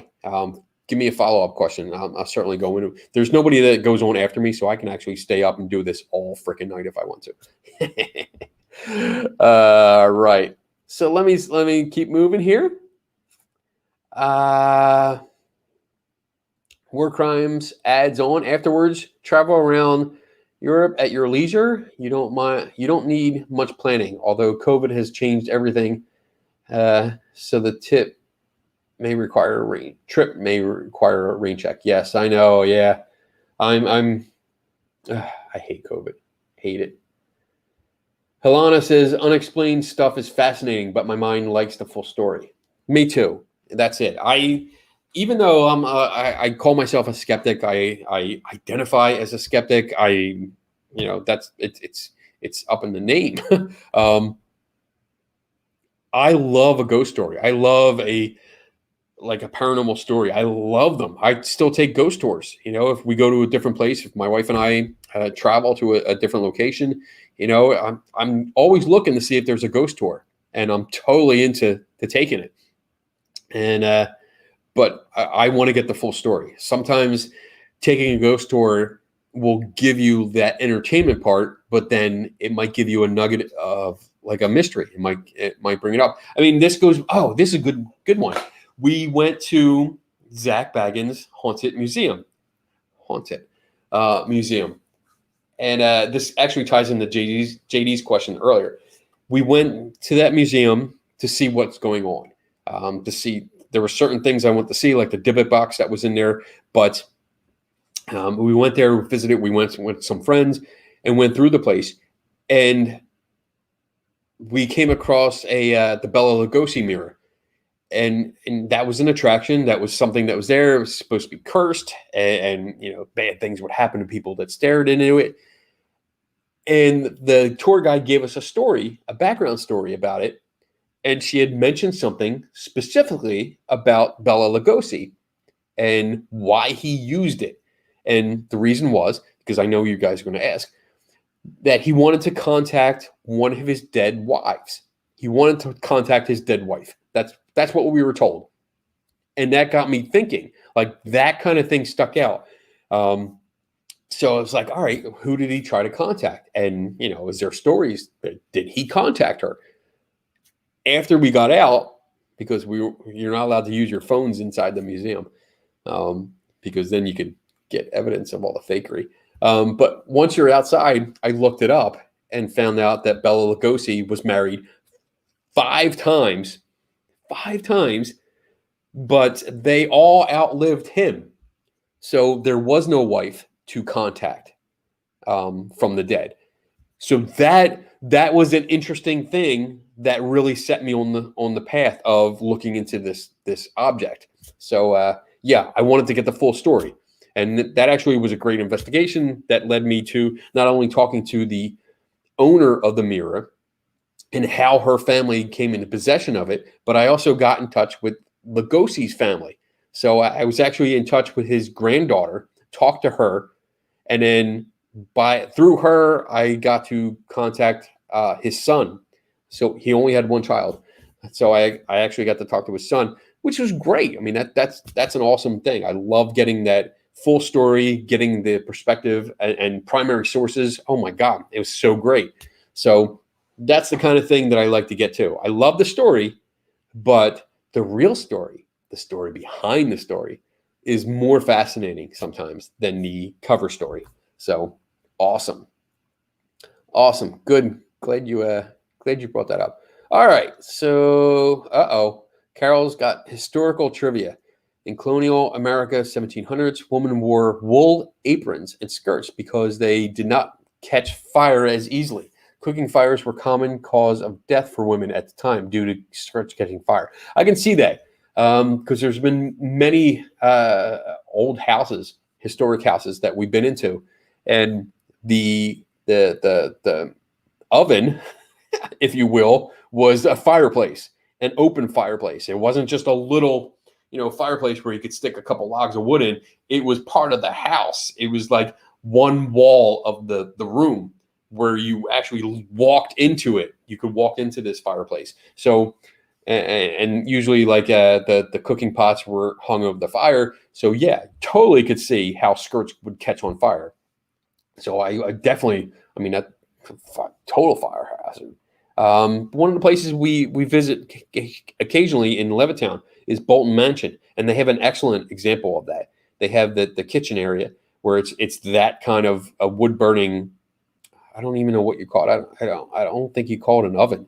I'm not sure. I'm not sure what you would call it, but they have a great example of it. So if you're ever in Pennsylvania in the Levittown area, which is right outside of Philadelphia, just north of Philadelphia, definitely visit the Bolton Mansion. It's a cool place. Dun, dun, dun. Let's see. What time is it? 48. Oh my God, we're almost at the 2-hour mark. I really should do like announcements, but I'm having so much fun. You guys are doing great questions. You're still hanging out. This is great. Probably because it's, the COVID has gotten so bad. You guys got nowhere else to go, nothing else to do. So, hey, I will keep going as long as you guys want to keep going until I get really, I might have to fill out my drink again, but I'll keep going. Let's see.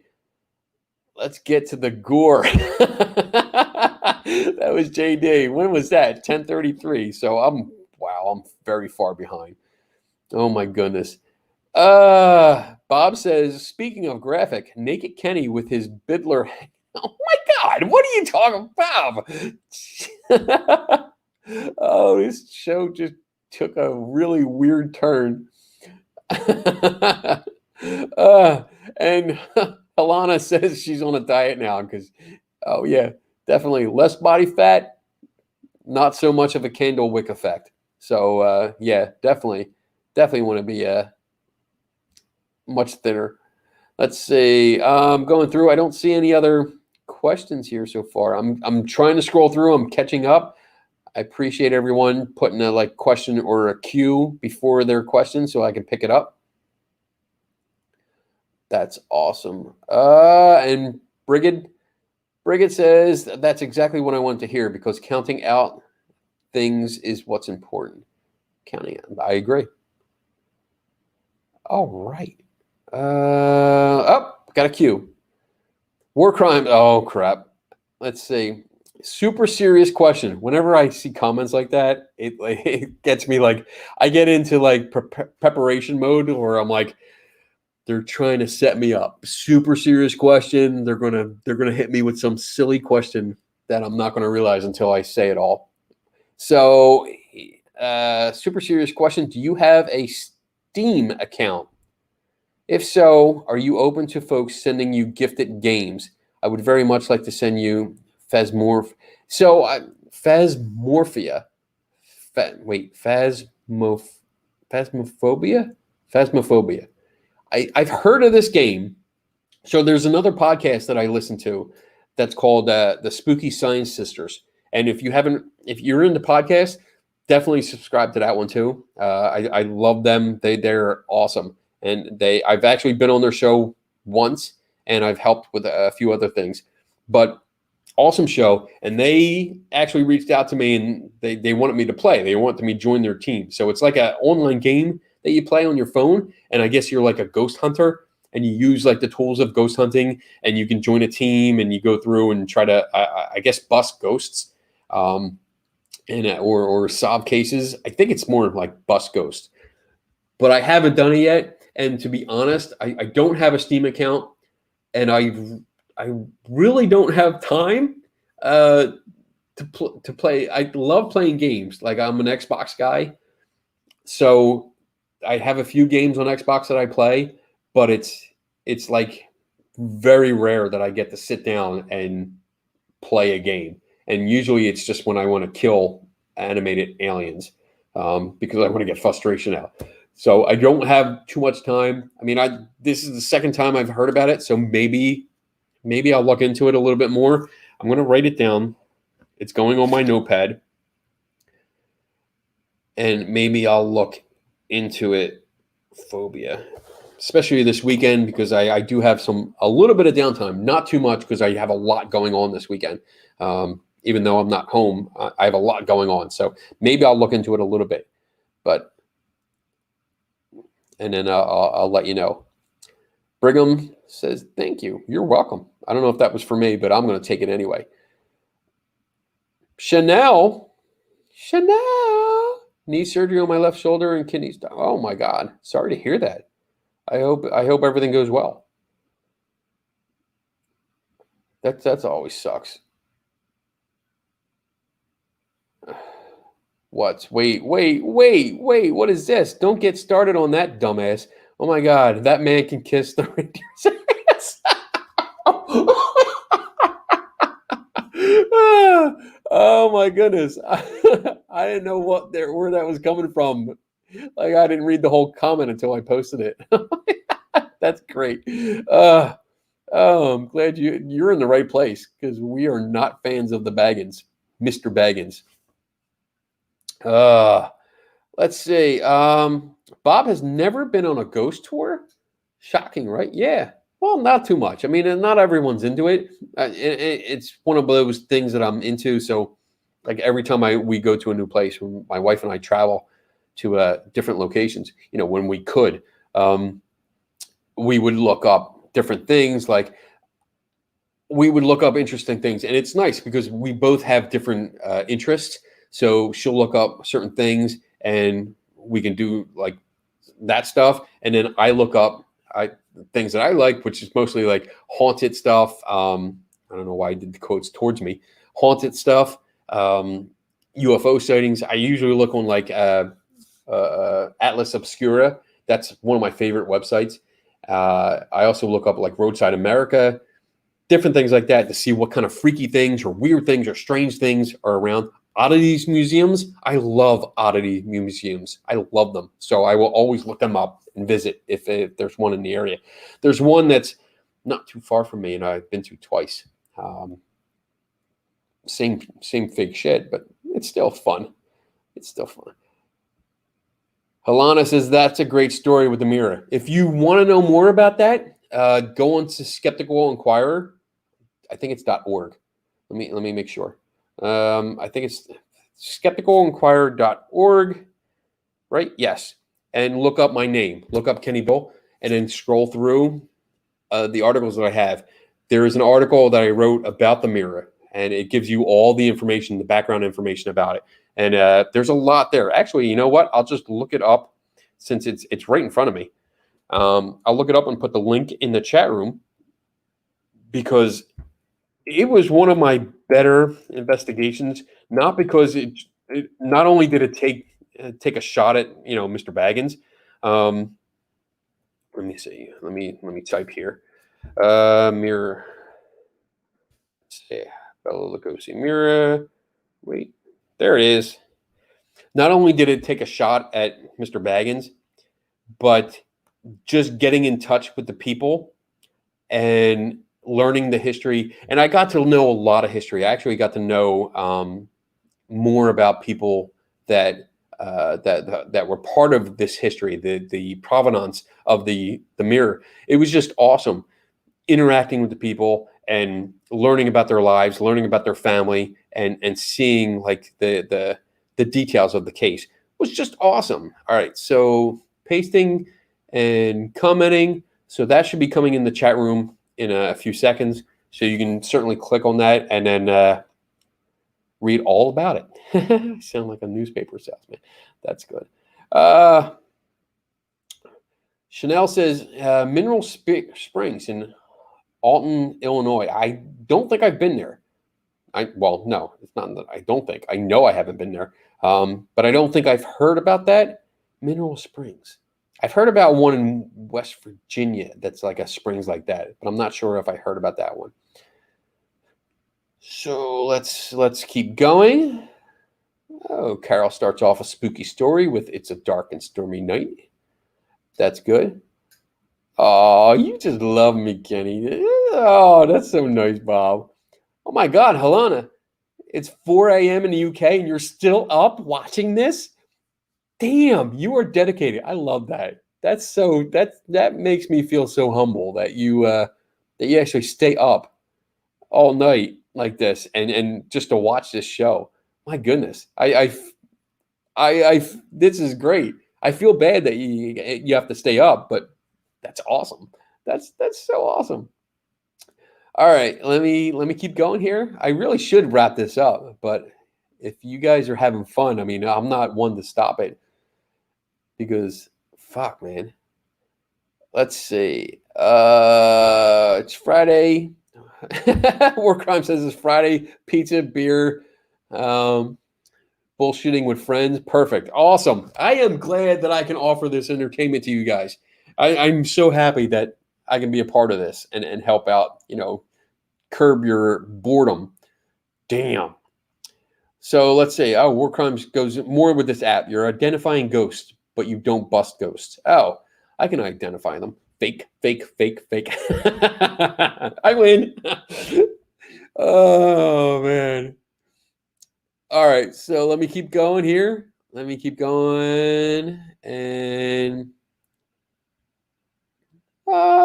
sweet dreams. Up. Bob says, question, is there a 3TS tomorrow night? Just curious. Yes, Bob, there is. Three Tortured Souls will be on tomorrow night, 8 o'clock. And the topic is eyewitness testimony. Ooh. We were having a great discussion. This is like behind the scenes info. We were having a good discussion today. Actually, like an hour or two before this show. I was talking with Tim and Dave, and because we usually put a topic out, and we start sharing links or putting up little ideas, and we get into it. And I mean, we almost literally had a show already because we were talking about it, different ideas, and just throwing out like links. And I think Dave actually put out some really good links to research papers on eyewitness testimony. So I think tomorrow night's show will be interesting and real eye-opening for eyewitnesses. But we're going to really get into eyewitness testimony and some of the issues and how it relates to paranormal experiences. So hopefully, tune in tomorrow night. It's 8 p.m. Eastern that we will go live. And we will be going live to our Three Tortured Souls page. And of course, that'll be shared. I'll share that all over the place so that you guys can take part. All right. Helena got the link. Good. Good. Oh, Bob says, I have a busy afternoon, evening tomorrow. I am hoping to make it tomorrow night. Need to know if I need to move things around. Yes, I would move things around for 3DS and Skeptical Help Part. That is so awesome. I love that shit. Chanel says, I will tell you my experiences with Baggy Baggins sometime, Kenny. I will never be a fan of him. You know what? Do me a favor. Send me a message. Shoot me a PM and just we can chat a little bit and maybe we can do more with this. So just let me know. Oh, I've actually caught up to all the comments. So awesome. All right, so I'm going to wrap this up a little bit. Not a little bit, but I'm going to wrap this up.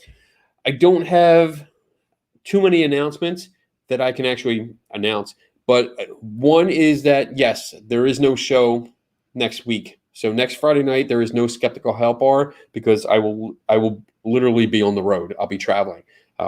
It's actually going to be a very, very long day for me, and I won't be at any studio, and I won't be able to do this. So unfortunately, there will be no show next week. As for other announcements, let me see what I have. Make sure if you're interested, if you like t-shirts and you definitely like the scientific skepticism kind of thing, I have a bunch of designs on Teespring. So if you visit that, Scientific Skepticism on Teespring, then you'll find all my designs there. And if you're interested, I mean, please definitely go purchase some because it benefits both of us. You get a cool shirt and I get a little extra money that I can put back into this kind of stuff because this costs money. And then it also goes into my research. So I actually go in and if I can buy little pieces of equipment or get entrance into conferences, you know, when we're allowed to have them or other things like that. And it keeps going with what I do. Sunday, I will be giving a presentation to, oh my goodness. Let me see. I'm going to put the link for this. Let me figure out how to get back to my, my page here. So I will be giving a presentation to a skeptical group. I don't think it's a skeptical group though. It's a group in Texas that I'll be presenting to, and I'm going to be talking about some of the strategies that I do for solving mysteries. So it's really good. I think it starts at 10 o'clock, 10 a.m. my time. So that's Eastern time. Let me see if I can get the link here. I'm trying to pick it up. And I'll keep going through the comments here. People are starting to say good night. Oh, wait. Chanel says, you didn't see my comments about EMFs. I have had my EMF set off when it's near my quartz. So that doesn't, you know, you might want to check for other sources because quartz, I know you have the what's it called? The piezo, that's not the whole name. I'm going to shorten it. The piezo effect, where certain pieces of quartz, if you like hit it with a hammer, it produces a charge, like a static charge. You see a release, a flash of charge, but it's only under stress. So it's got to be stress that makes it. It won't give off any kind of piezoelectric. Is that what it is? It won't give off any kind of charge, just being stagnant. So you might want to check it out, check for other sources, because your EMF meters, your standard EMF meters are single axis. So it's only reading one axis at a time, and you might be reading something else. If it's the actual quartz, I mean, that would be cool. And if you could do so, I mean, I would love to see a video of that. If you could take a short video of you moving it near the EMF meter and the meter actually going off or going, depending on what kind of meter it is too. It would be interesting because I collect quartz. Like when we go to different places, I usually look because quartz is so common. If you're in parks, you can usually find it on the walking path. So I've been collecting it and I've never had that come up. So I would love to see that and then maybe look into it a little bit further. That would be really cool. So I have the link here. Let me see. Copy the link, copy link address, and then I'll put the link address for the event that's coming up that I'm doing. There you go. So that's going in the chat room. Oh, Chanel says, think about how quartz is used in batteries and watches. It makes sense. Also, quartz is the most common crystal on the planet. So I don't know about batteries, but quartz that is used in watches, it's not used as a power source. That's a mistake. That's a myth. It's not used as a power source. When power is applied to it, it vibrates at a specific frequency, which is perfect for timekeeping. So when you apply a current to quartz, it makes it vibrate. And that frequency that it vibrates at, because that's what frequency are, they're vibrations. The frequency that it vibrates at is perfect for timekeeping. That's why it's used in watches. It's not a power source. That's a common misconception. It's not a power source at all. And if you look up how watches are the operation of watches, you'll see that. You'll see that it'll explain that it's the frequencies when power is applied to it, not that it's a power source, because your watches still have a battery, and that's your power source, not the quartz. So there really is no reason why the quartz would be making a EMF detector go off. That's why I would love to see a video. That would be interesting to see what is in the video, and then maybe we can do it further. Because again, like I have a ton of. Do I have any here? No, I think that's the one thing I did not bring. But this weekend, I might have some time. Very little time. I'm like packed this weekend, but I might have time. I might like hit a park and go see if I can find some, and then get into it. So let's see. Chanel follows up with, I am just pointing out people claiming when they are walking around outside, their EMF is going off. So yeah, it would. I'm not sure what that is in relation to. And then you also follow up with, it's not for power. I know it's for movement. Okay. All right. So I'm not sure about this pointing out the people claiming. So all right. So maybe you mean that other people are using it and they're getting it. But up here, you said your EMF meter has gone off. That's why I was asking for the video. So I want to make sure what we're talking about here. But yeah, maybe I'll do that. I'll just go out and, well, it doesn't really matter because I don't have an EMF meter here because I keep forgetting that I'm not fucking home because I'm stuck in training somewhere else. I hate being here. Anyway, so I'll look into this when I get home. So next weekend when I have time, I have a bunch of quartz rocks at home. So I'll play with that and see if there's anything that goes on with it. Let's see. Bob says he messaged me something for tomorrow's show. Oh, he did. I see it. Do you want to know what he wrote? Do you know? Well, I can tell you because let me see what he wrote. This is for the Eyewitnesses show. Oh, it looks like all right. It looks like an optical thing. Okay. Awesome. I'll get to that. Anyway, oh, Donna says she misses me. I miss you too, baby. I'll see you soon. Don't worry. All right. So let's see. I put the link in the chat room for my Sunday lecture. That is for a group in Texas that I'll be talking to, and it's more about strategies. So I've been practicing, but I might wing it. I don't think I have anything else coming up that I can really talk about.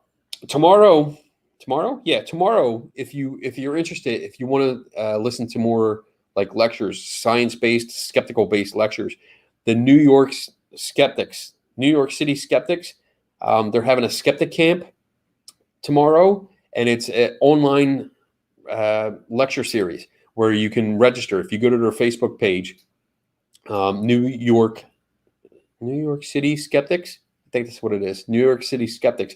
They're having their skeptic camp. If you register, you'll get an email with the link to it, and you can attend the lectures. And there's a lot of people there that I know, that I personally know, that I love watching. Susan Gerbic, Mark Edward, Rob Palmer, I think Russ Dobler, who does Adventures in Poor Taste, which is a science/comic website, which is awesome.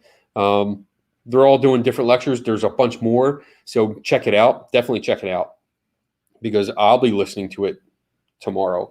And then tomorrow night, 8 o'clock, is Three Tortured Souls. And then, Sunday, I'm doing, 11:30 is my presentation for the Houston Oasis group. So I think it's a humanist group. And then Sunday night at 8 o'clock Eastern, I will be doing a podcast called The Paranormal Brew. So I'll be a guest on that, and me and my friend Taryn will be talking about stuff. I don't know.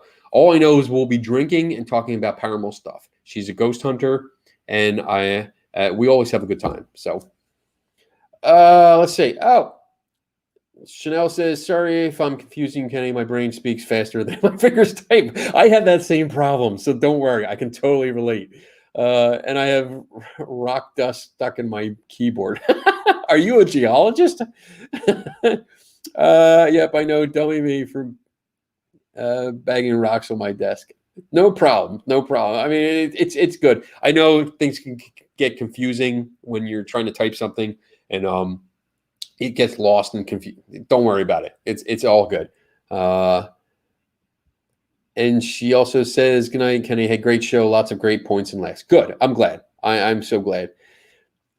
Because that's the point. I mean, the main point of this show is to bring a little skepticism to your life.